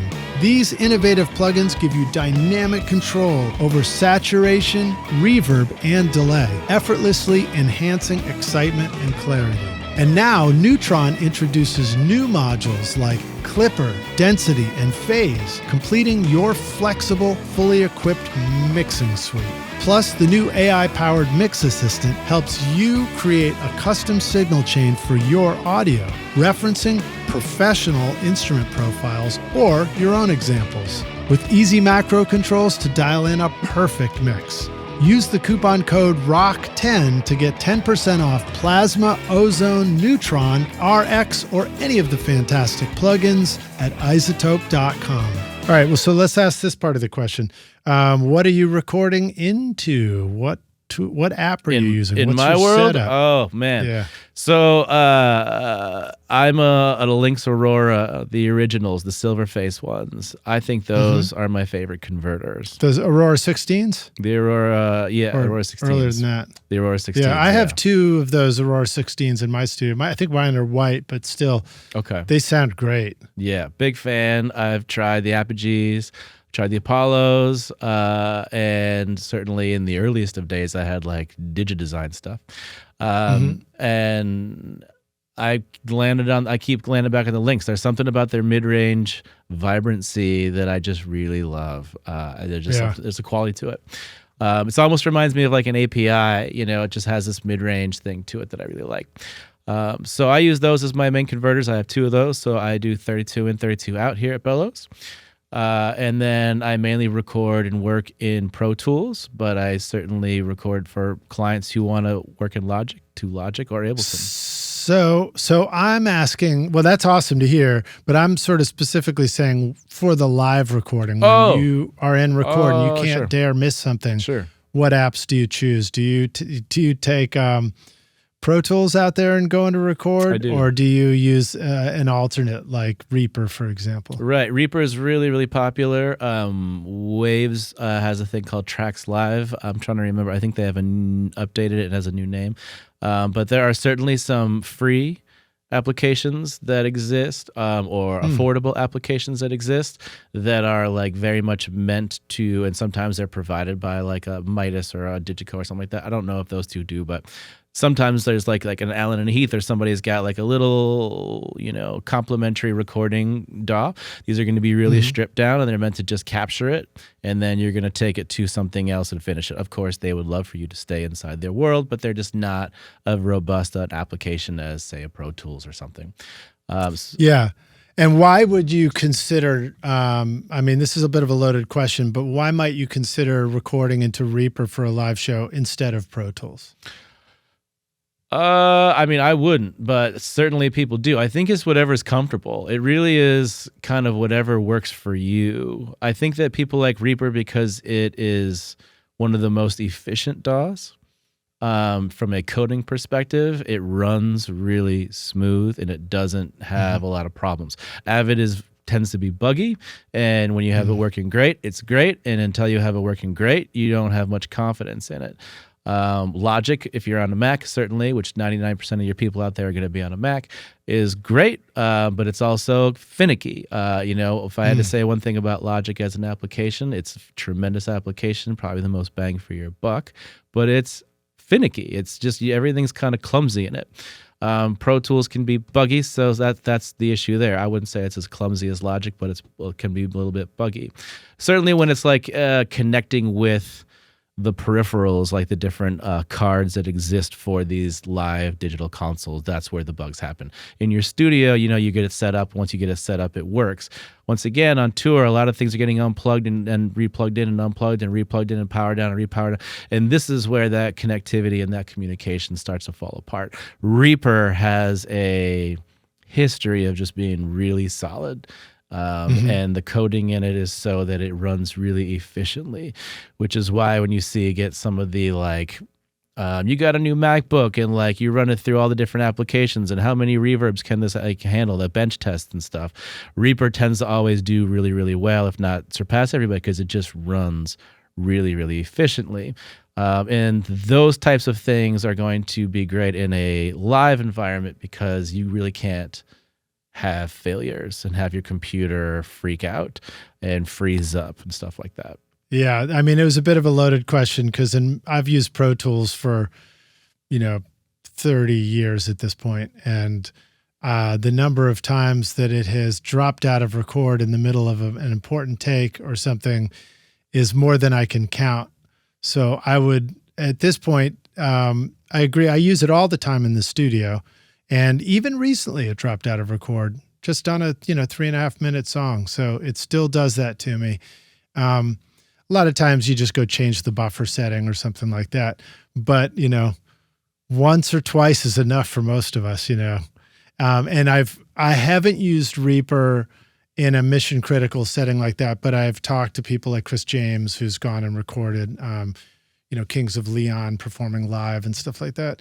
And he's the first person who pointed that out to me. He's like, oh, dude, I use Reaper for that because it's just rock solid, So just a good thing to be aware of, Rockstars, when you are in a mission critical session where you can't afford to drop out of record. Because I've found myself in those sessions. You're doing stuff in the studio, you get the call to go record something, on location, live in a church or something like that, or a long form performance, and it might be the first time you've done it like that, and you're counting on all this stuff to work, and it's good to know that it may not stay and record that long. Another quick test I've found is, I even do this for things like this podcast, is just make sure before you go do something, you remember to do a dummy record. Just put something in record, let it roll for 2 hours and see if it, and then do it twice. Do it on another day and confirm that it really works. Yeah, and in the touring world, you also have to take in a few other things, which is temperature. So you're working in a summer that's 100 degrees out, it's 98 degrees out. Your computer will not do that. It just won't be able to handle that. And that becomes a big problem. So you might need to put yourself in a situation where, if you're like the dedicated recording engineer, where you're in an environment that has some sort of AC, or else your laptop or your desktop is just not going to be able to do it. It won't. Also, you have to remember that if you're coming right off the console, which 99% of the time that's what you're going to do now, the consoles just go right into your computer. Usually there's some sort of interface in between the two, whether it's some sort of complementary box, but it's like taking MADI or Dante. These are different digital protocols coming right off the digital console and converting it through some little box to, your USB or whatever it might be into your computer. But you have to remember, these consoles almost are always, especially on the higher end, once you get past like the lower end consoles, they're all running at 96K. In which case you're recording all of those tracks for 90 minutes at 96K. So like you're talking about I record every single Trampled by Turtles show we do, every single one of them. And I record to Pro Tools, and I record every one of them at 96K 24. And they play 90-minute sets. So you're talking, and I record 24, sometimes more tracks, and I record all of them, even the ones that are not being used, like our extra guest lines and things, because those are our emergency lines. If we have something go down, we just jump to them. Well, if that's the case, I need to have that being recorded too. So because you're already in record, so when they I can't stop plug it. in XLR and plug it back in, I you can't start and stop. I can't switch it, you know what I mean? So like if it's going to go into another track, if we've got deemed, which we do, to have some redundancies and some spare lines in case something happens, which occasionally happens, I have to have that track recorded as well. So that means 99% of the time there's like 6 or 8 tracks that I'm recording at that resolution for that length of time that are just dead, but it's just safety backups. That performance is 60 gigs, 70 gigs a show. Depends on how long they play. Some of their bigger shows they play longer, some of their smaller shows they play shorter. But that's a tremendous amount of hard drive space that you need to be able to have access to. And at 96K, you better have a computer that can do that. Now, here's the kind of thing that you say that you're talking about stability with Reaper or whatever it might be. I run a 2012 MacBook Pro that I souped up to the 9s in 2012. So that's old. The operating system is stuck in Catalina or something. Like I can't go anywhere. Like even just opening up Chrome's like, you can't even update Chrome because you need to update your, like it's so old. Yeah. That's a MacBook. It's the laptop you're talking about? It's a laptop. It's the MacBook Pro. Yeah. And I run to a Thunderbolt 2 drive because that's the fastest port it had on it. And that drive I've had for like 7-8 years, and it's still my like bread and butter every day. And I keep, it's a terabyte drive. I keep 200 to 300 gigs available as much as I possibly can. Sometimes I'm not paying attention and it gets down to like 100 gigs before I do a show, and I'm like, oh shit, because it's going to be a little less stable when it's like running lower on hard drive space, and it's fine. It can handle it. I've had it crap out of me once or twice. It's solid. So as much as it's like you need to have a pretty solid system, certainly it needs to be road tested, and once you kind of get it dialed, it should be good. But if we end up at a 90-some degree weather place, literally I take my laptop, I put it in either a AC green room, which is the best case scenario. But sometimes I just want to so I record every show mainly because I'm going to virtually play it back at the next show and tune and dial in the next show with last night's show. Oh, wow. And also their management might call me and say, hey, we want to have you mix that show for X purpose. And there's a website now, which if you're not hip, it's called nugs.net, nugs.net. And they're like a Spotify or an Apple Music or whatever, a digital music provider, but they just do live concerts. And they're fabulous and they're really cool. And they're courting all kinds of bands and, from a Bruce Springsteen down to whatever local band can get on their platform. They're tremendous. And so they courted us a while back of getting some music on there. And so now I think we've got like 18 shows on there now. And I mix the majority of them. That's cool. And so, they might say, hey, we need to get another show up on nugs.net. If anything really great happens on this run, mark it and then mix it when you get back. Great. That's great work for me. Super fun. So these recordings are like important. And so I record everyone because I need to be able to tune with it. I record it because their management might need it. I record it because it might go up on nugs.net or some other kind of digital streaming provider. It might need to get posted for some sort of thing coming up that, the band wants to make a post about, last night's show was great. Thanks for coming out. All of those reasons. So, because I've put myself in a position with that particular group that I can handle all these different tasks for them, it's important that I capture that. So, those things got to be solid. And if I had a rig that wasn't solid, I would change it. And you're certainly right. I test run it every time I have to go to a new console or I have to go to a new operating system or a new version of my application like Pro Tools. I put 96K on 24, 32 tracks and run it for like 2 hours. And it definitely changes whether content's going in it or not. So like running dead channels versus running channels with signal going in them are different. That's just different RAM, different processing. So it's really wild. So you certainly want to test run it. But if it's a hot day, I'll put it in a fridge. If I can't do my virtual playback and it's just like computer just dies and it just can't handle it, I will run backstage and throw my laptop in a fridge for like 10 minutes to just get it to run enough for playback so I can tune the PA. I wouldn't recommend that because you could get condensation and that'll kill your computer. So it's certainly a risky thing to do. Right. But when you're out there, this is what touring is about. You're just in the thick of it. It's very much mercenary stuff where you're just like, I got to do whatever I got to do to get this show done. And I'll tell you the last little bit about like how touring influences my studio stuff is the thick skin that you get from the intensity and the pressure of a live show and having all this responsibility. And 9 times out of 10, you're the only person who can solve the problem, right? Someone else has got a whole other set of things that they need to worry about. And each of you, just rarely are there like 2 of you doing that job, you know?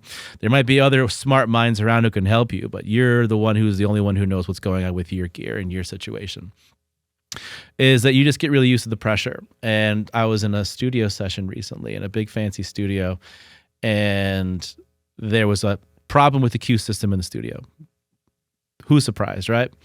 And in the days when I was younger in the studio, or even in my later days, like when something's a problem and you're on the clock and people are spending money and players are sitting around, that is a tense situation. You know, your blood pressure goes up, your heart starts beating. You start to really kind of get in your head and you got to figure it out and people are getting pissed. That used to freak me out too. That was no different. Now, I'm like, dude, I have dealt with real problems.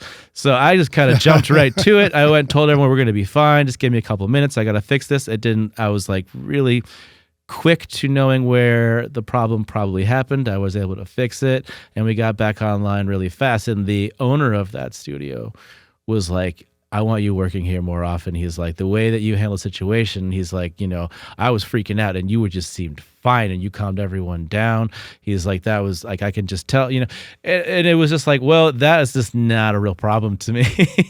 We were fine. Right. We'll fix it and then we'll still get the recording. You know, I have had. You just went into the band and you're like, hey guys, it's cool, man.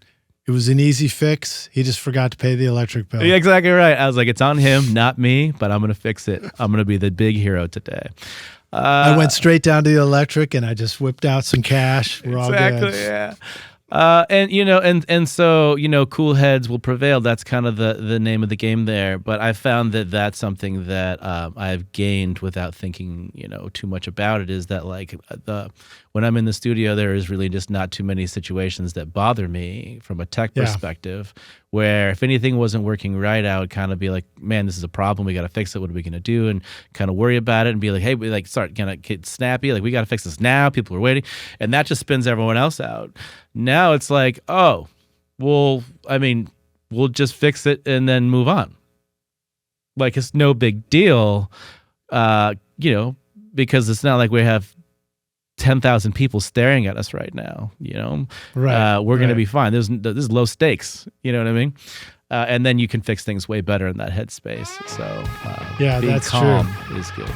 Are you ready to launch your career in the audio or entertainment business? SAE Institute Nashville, right here in the heart of Music Row, offers hands-on programs to prepare you for the industry. From studio production and live sound to audio for film and a whole lot more. You'll learn by doing, working with professional-grade gear alongside experienced industry pros. If you're more into the business side of entertainment, SAE's Entertainment Business Program teaches essential basics like contracts and promotion to help you navigate the industry. With diploma, associate, or bachelor's degrees, there's a path for everyone. Plus, Career Services supports graduates as they take the next step. Want to see it for yourself? Immerse yourself in Nashville's exciting music scene and book a tour today at nashville.sae.edu or call 615-244-5848.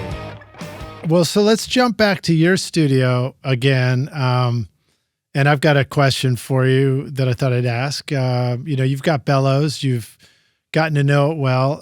Actually, Well, I'll ask this question, but I also want to really dive into mixing. So like when you take back these tracks and Nug says, hey, if anything really special happened out there, why don't you mix it? And you come back and you're like, I'm telling you, man, every single show this season was special. Yeah, right. I need to be in there all day. I got a lot of mixing to do.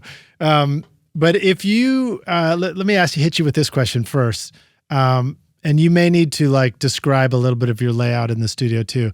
But if you could rebuild your studio, or if you could redo it, and you had some choices to do some new design ideas for how you would lay things out and what you wish you had in your studio, what are some things you would do or that come to mind? I mean, I dream about rebuilding my studio every day, don't we all, right?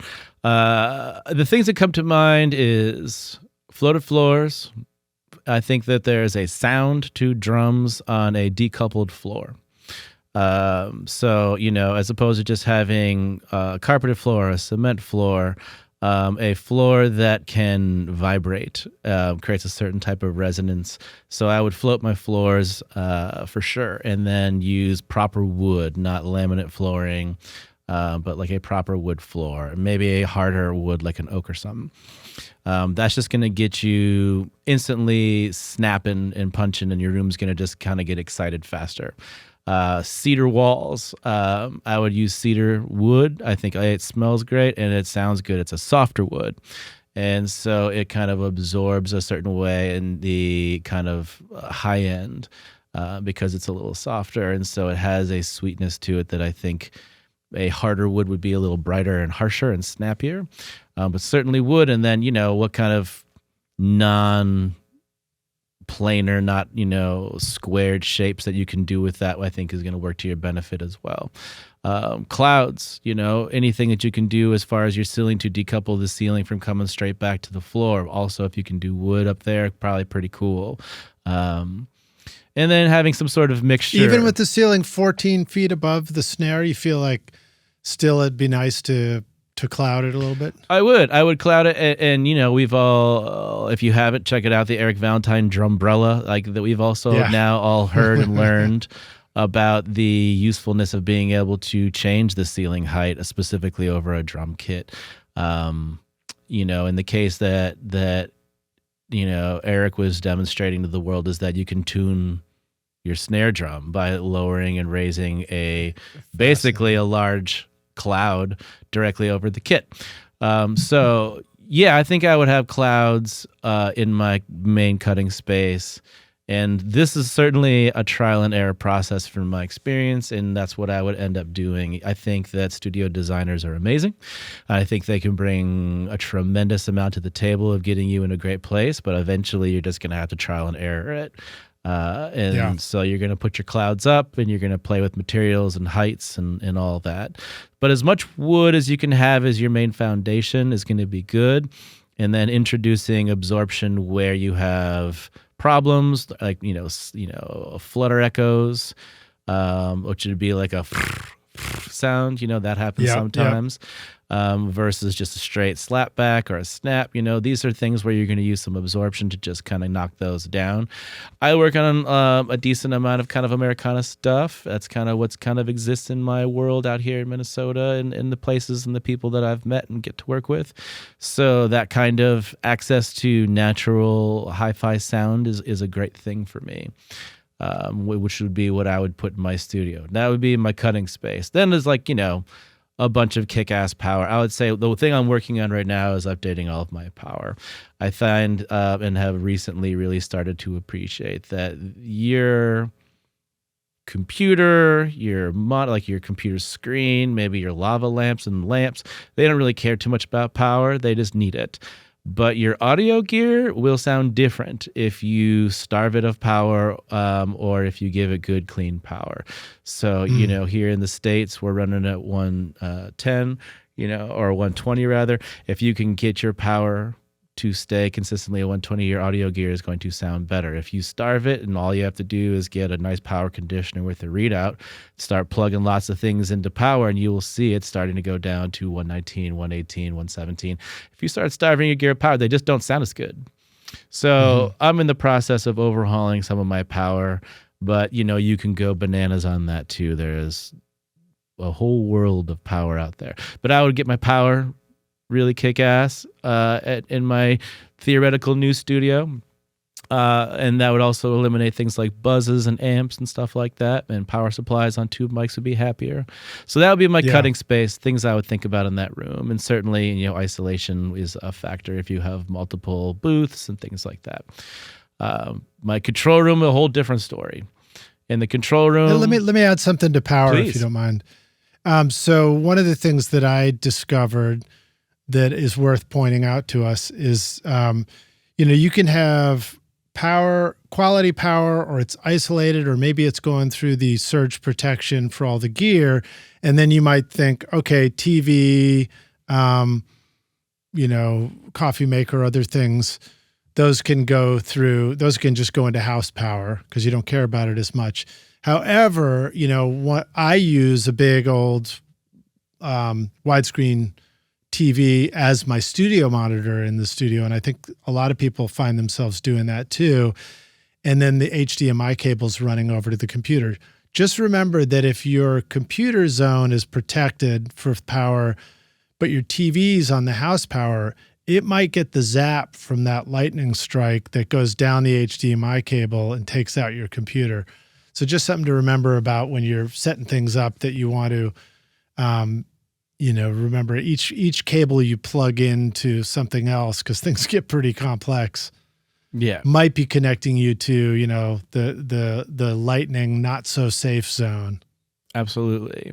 You can go, we could do a 2-hour episode on power. Like, the amount of things to talk about when it comes to power is, it's fascinating. And in the audio gear realm, it really will change the sound. Next time we'll do the power episode. The and I'm not even the guy to have on that day, but I'll certainly give you my 2 cents. There are people that are very on it. I think I met that guy when I was at NAMM. Yeah, there's companies, they're doing it now and they're going big. It's good. I'm glad they exist. But yeah, so that's kind of cutting space ideas. Control room. I've spent a lot of time, and I'd be curious your thoughts on tuning a control room and tuning, really, frankly, any room. But it's great. It's another trial and error process that requires you really putzing around, and you kind of have to mix in there for a while to really decide whether it's good or not good, and what's working and what's not working. And I think, I'm not saying anything abnormal here when I say you're looking for whatever it requires for you to be able to hear something in your control room and then take it outside your studio and it sounds the same. That's like the goal. Mm-hmm. Now, we might have to manipulate ourselves a little bit. I've certainly had to do some of this where it's like, well, I tend to like things a certain way. In my case, like, I tend to try to mix with a little more bass. And if I've come to a conclusion at some point in time that my mixes are just too bassy, well, the counter intuitive response is what's required, which is I need to turn up the bass in my control room. So that might be tuning. That might be, I use a 2.1 system. I use Yamaha NS10s through a Bryson 4B. And then I have the Yamaha SW10 subwoofer. And if I feel like my mixes, or when I was tuning the room when I first got in here, and I thought my mixes were too bassy, the response is to turn the subwoofer up in my control room. Hence, I will turn the bass down in my mixes. And so you might have to manipulate yourself in ways like this. If you find that there are certain speakers that you mix a certain way on, figure out which pair of speakers make you mix the best. So, if you need, like, I use NS10s because they don't sound so good, and then if I can make it sound good in here, it tends to sound better otherwise. You can kind of see in the background there these kind of big black tower speakers. Maybe you can't see them, but if you can, I think so. They're kind of, these guys, get that hand in there, whatever. Those are old KEFs, K-E-F. My mentor that you had mentioned at the top of this show, Tom Tucker, he passed a while ago, but when he passed, his brother, Tommy Jr., said, hey, Pop would have loved for you to have his old KEFs. Do you want them? Now, those were in his lounge at Master Mix, the studio I came up in. And he would occasionally check a mix on them. And they're just an old hi-fi stereo. So when he offered that for me to have Tuck's old kind of hi-fi, it was like one of the sweetest things he could have done. And it was a big deal to me to have them. But outside of having them, they sounded awesome. And other engineers who have worked down here at Bellows have found that like using those are almost more true than any pair of speakers, studio monitors that I have here, because they're just an old hi-fi stereo and they sound great. So like, that's a different. So they're set of behind tools. you, Yeah. facing towards your back when you're mixing. So you would turn around and listen to them. Yeah. Which also gives the nice effect of you're letting go of the controls for a minute and just listening. For sure. See what you think. For sure. And I will like, roll back there and just kind of put my head between them and kind of listen to what's going on. And so I've tried to get my NS10 and Yamaha subwoofer, my little Yamaha 2.1 system here, to actually match those kefs more than anything, so that when I go between the two, it's pretty consistent. And I find that with my NS10s, I need my vocal to be a little more forward, and then when I put it a little more forward on my NS10s, when I go listen to my kefs, it's just right. And so I kind of, but you got to learn this stuff. This just takes time. So when it comes to kind of messing with your control room, there's a lot of school of thought and a lot of things to try and a lot of, science. But ultimately, you need to find the system that gets you mixing the best. And so if that's headphones, great. If it's speakers, great. If it's a stereo and that's not like studio grade monitors, great. Whatever it is, great. So in my case, with my setup, I would go for more wood in the control room because I like wood, probably cedar again. But then tube traps. Tube traps seem to be the only thing that really fix problems. I've tried, I still have it up on my walls now, just kind of like some 2-inch Owens Corning, framed out and off the wall a little bit to create an air gap so that it can pick up different frequencies or lower frequencies. I have bigger tubes in the corner, or bigger just kind of flat traps rather. And I want to overhaul all of this room, and I'm in that process. So my room, if I panned it around, is disheveled right now because I just updated some things in my rack and my patch bay. I had my tech here. I'm overhauling some power right now, and I really want to clean this place up and bring in a bunch of tube traps. And those tube traps. So you had mentioned Eric Valentine earlier. Are you sort of inspired by his new design, which I think does a lot of tube traps? I certainly am.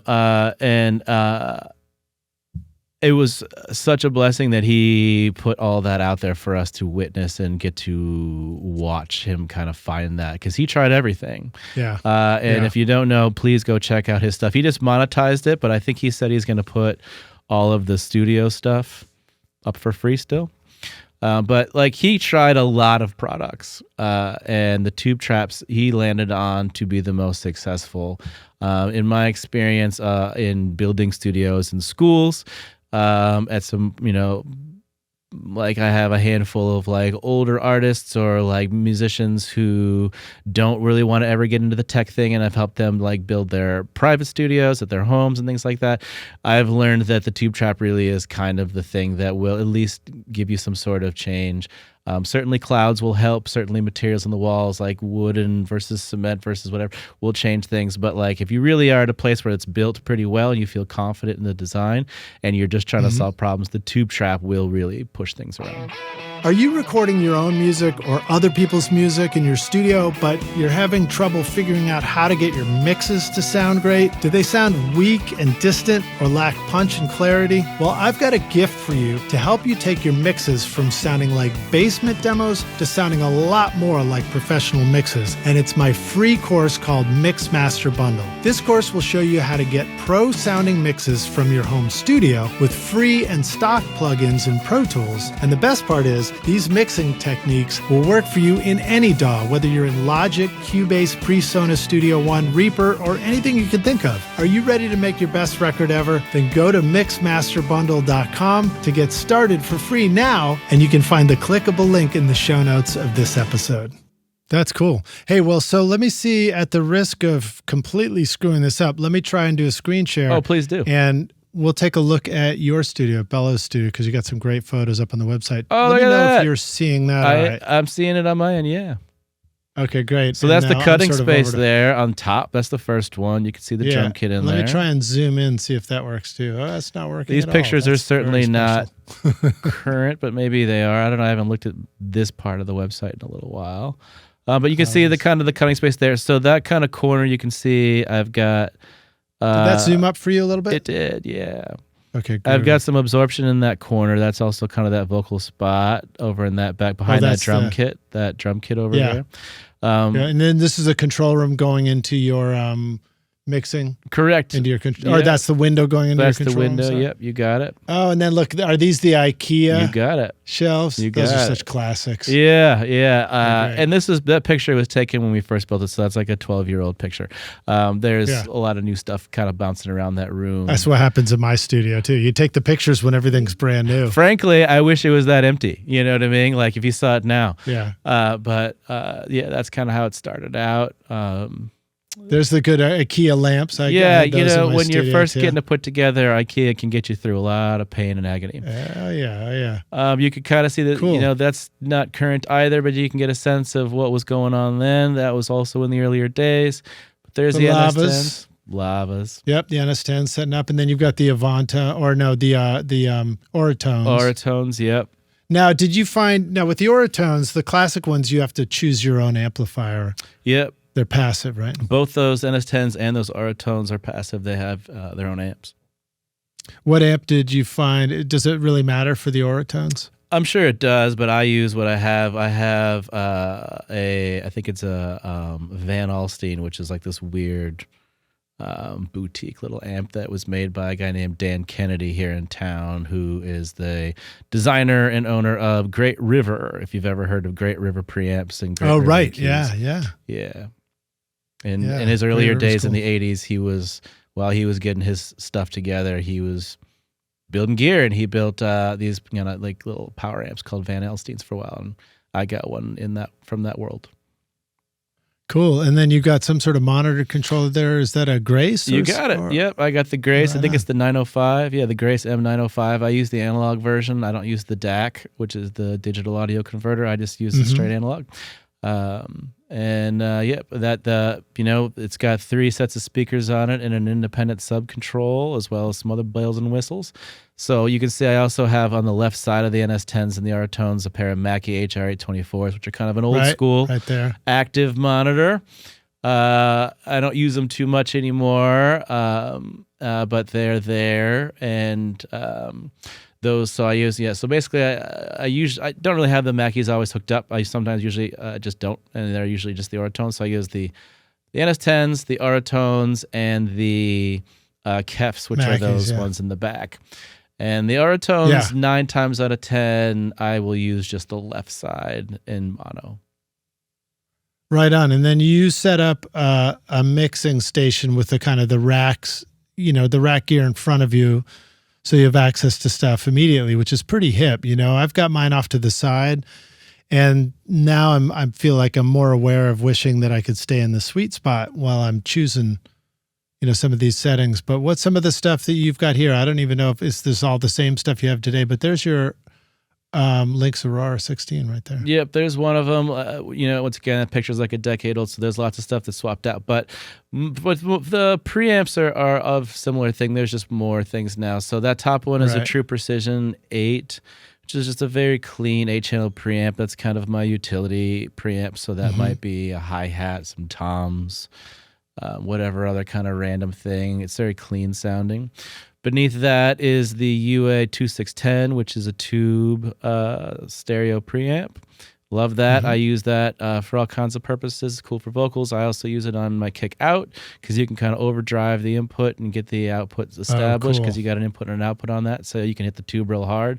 You technically can color it and use line inputs if you wanted to just put it on a stereo bus. I didn't find that to be too effective for me. But it's got a little bit of EQ on it too, so I use it for usually kick out and vocals or guitar amps, maybe a hi-hat if I got a really loud hi-hat.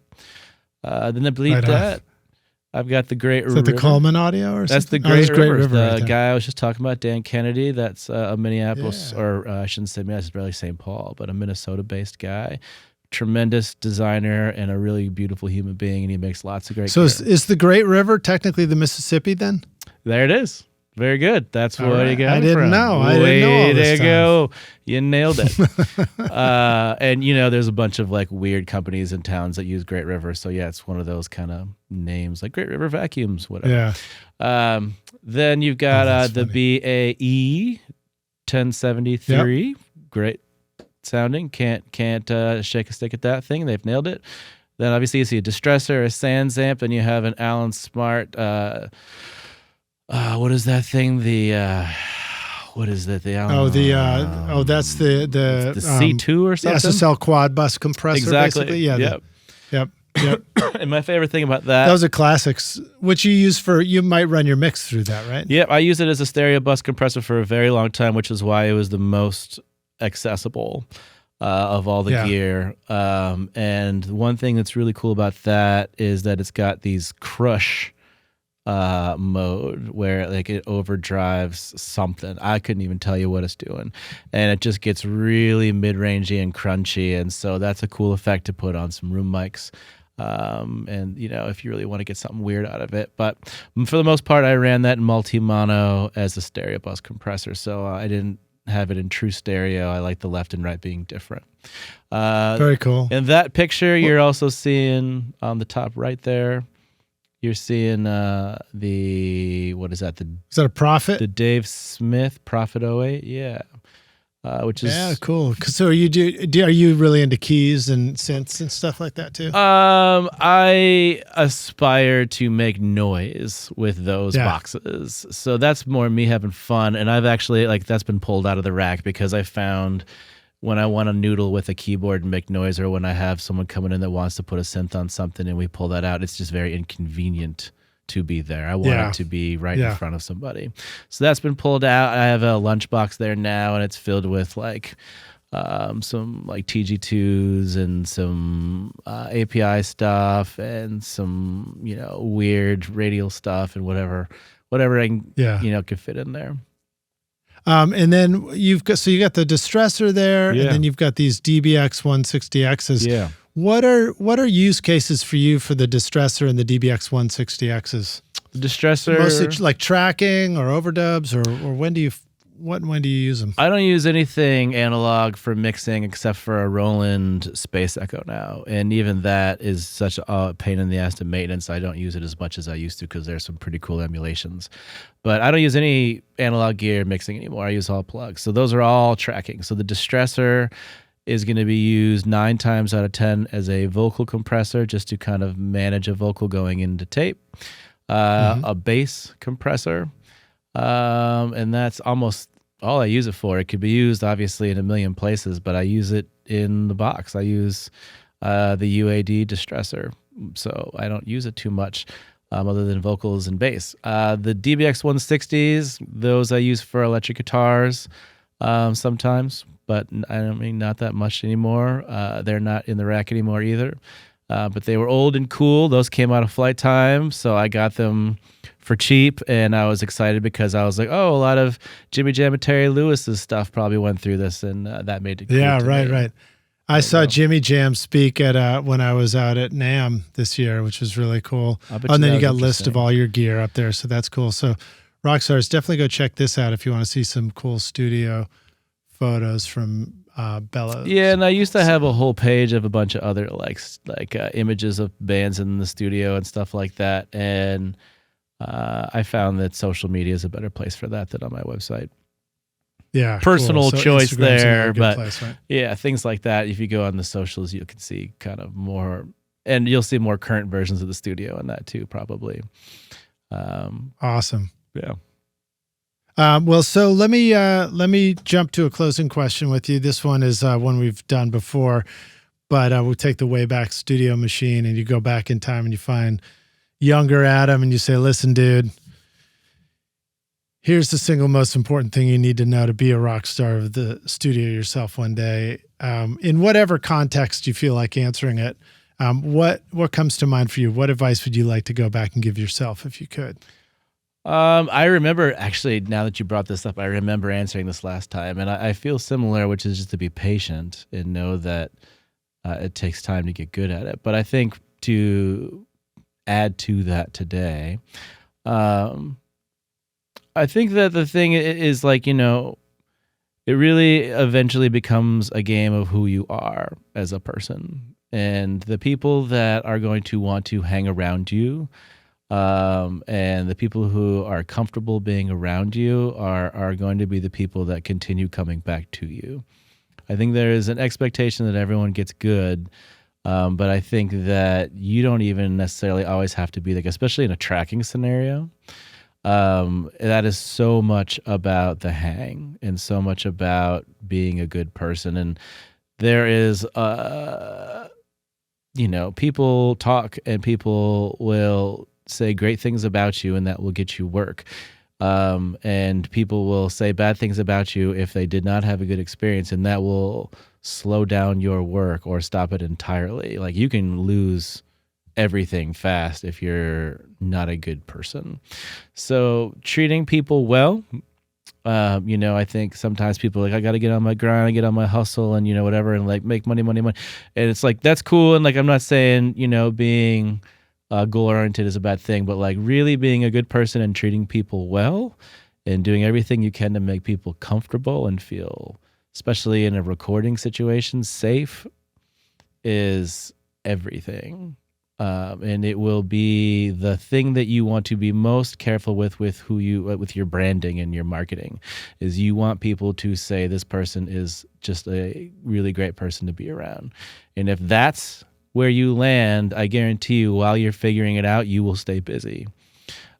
Because people will give you breaks on not having everything figured out yet if they just really like being around you. So that's probably the biggest thing. Certainly having some obsessive years on the technology and like spending, your 10,000 hours and all that is important. But being a good person is going to be huge, and not screwing people over, not getting a big ego, demanding things, acting like you deserve everything, being entitled to things, blaming other people. Like, that's just, you're just not going to last. You're just really not. There's just too many good people out there for people to be around. And I find that people in their recording scenario, like, being comfortable to be wrong, to make mistakes, and not feel like they're being judged or being shamed or being made fun of. Like, these things are everything for them, because you're really asking people to open up. You're really, really asking them to dig deep. And maybe as people grow up and they get older and they've been around longer, they get more comfortable being put in the hot seat. But for these newer artists, especially younger artists, like, that is a intimidating environment. It is really, really scary. And if they're the only person on the other side of the glass, and there's you and a producer and the other bandmates and whomever else is hanging out, that is really uncomfortable. So trying to like give them the ability to feel comfortable, whatever that, kicking people out of the room, not letting everybody be there, but like figuring out a way to do all that in a respectful way will mean the everything to the person who's performing. Yeah.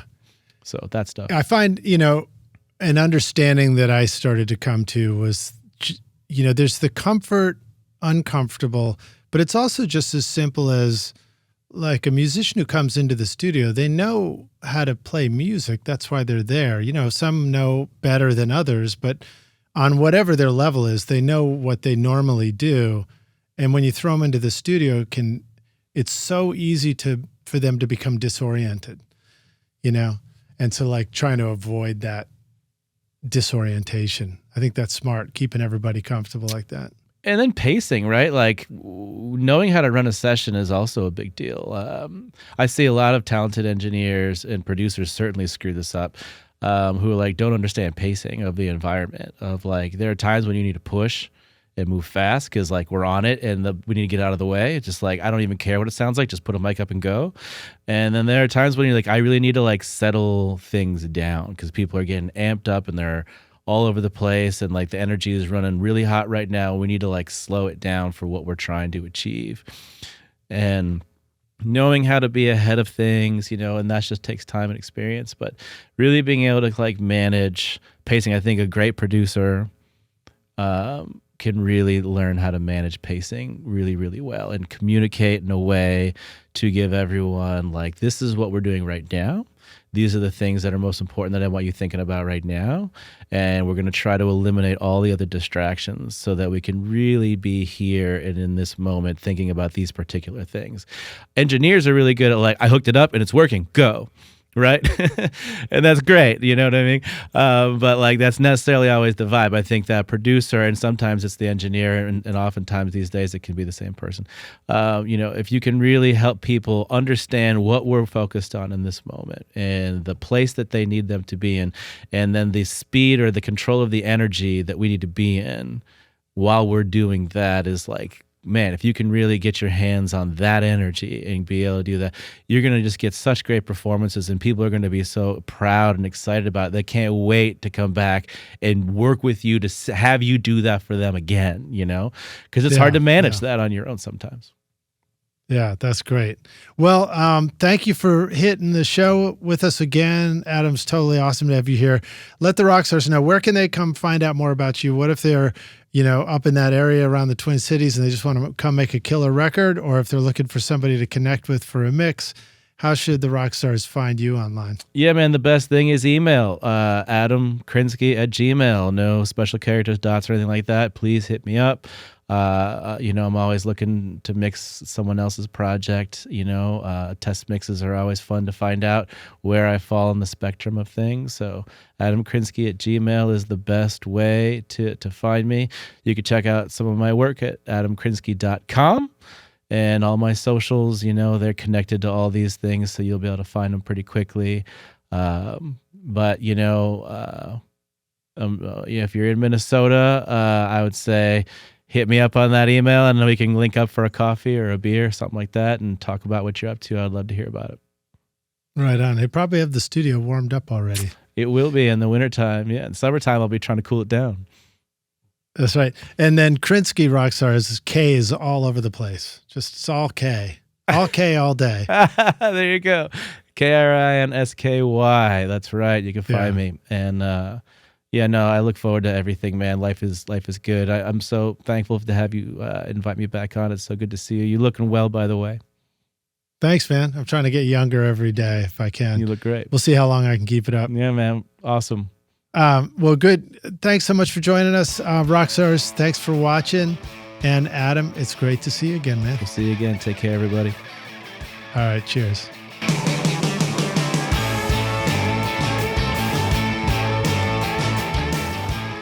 Thanks so much for listening to Recording Studio Rockstars. If you enjoyed the show and want to help make it better, then please share this episode with your friends on social media and leave a rating and review on iTunes to help the podcast reach more rock stars like yourself. You can click directly over to iTunes or go to rsrockstars.com/review for an easy explanation. And remember to hit the subscribe button to keep up with weekly episodes. And if you're ready to make your best record ever now, then head over to Recording Studio Rockstars Academy, where you can start with my free course at mixmasterbundle.com. Thanks so much for listening, and thanks for being a rock star. I'm Lid Shaw, and this is Recording Studio Rockstars. Now, go make great music. Recording Studio Rockstars would like to give a big thank you to our awesome sponsors who help make this episode possible: iZotope, Native Instruments, Adam Audio, and SAE Institute Nashville. And remember to take advantage of our special coupon codes at iZotope.com, nativeinstruments.com. Use the coupon code ROCK10 for 10% off any plug or purchase. If you enjoyed Recording Studio Rockstars, please check out our sponsors using the links in the show notes. These are all things I highly recommend for your studio. They're going to help you make your best record ever. And please like and subscribe to our YouTube channel, because it's a great way to help support this show. And leave us a comment below to let us know what you thought of this interview or who we should have on as a guest in the future. I would also like to thank our fantastic team here at Recording Studio Rockstars, Vlad Weselchenko and Liz Hulitskaya. Thanks so much for watching and listening, Rockstars, and we'll see you in the next episode. Cheers.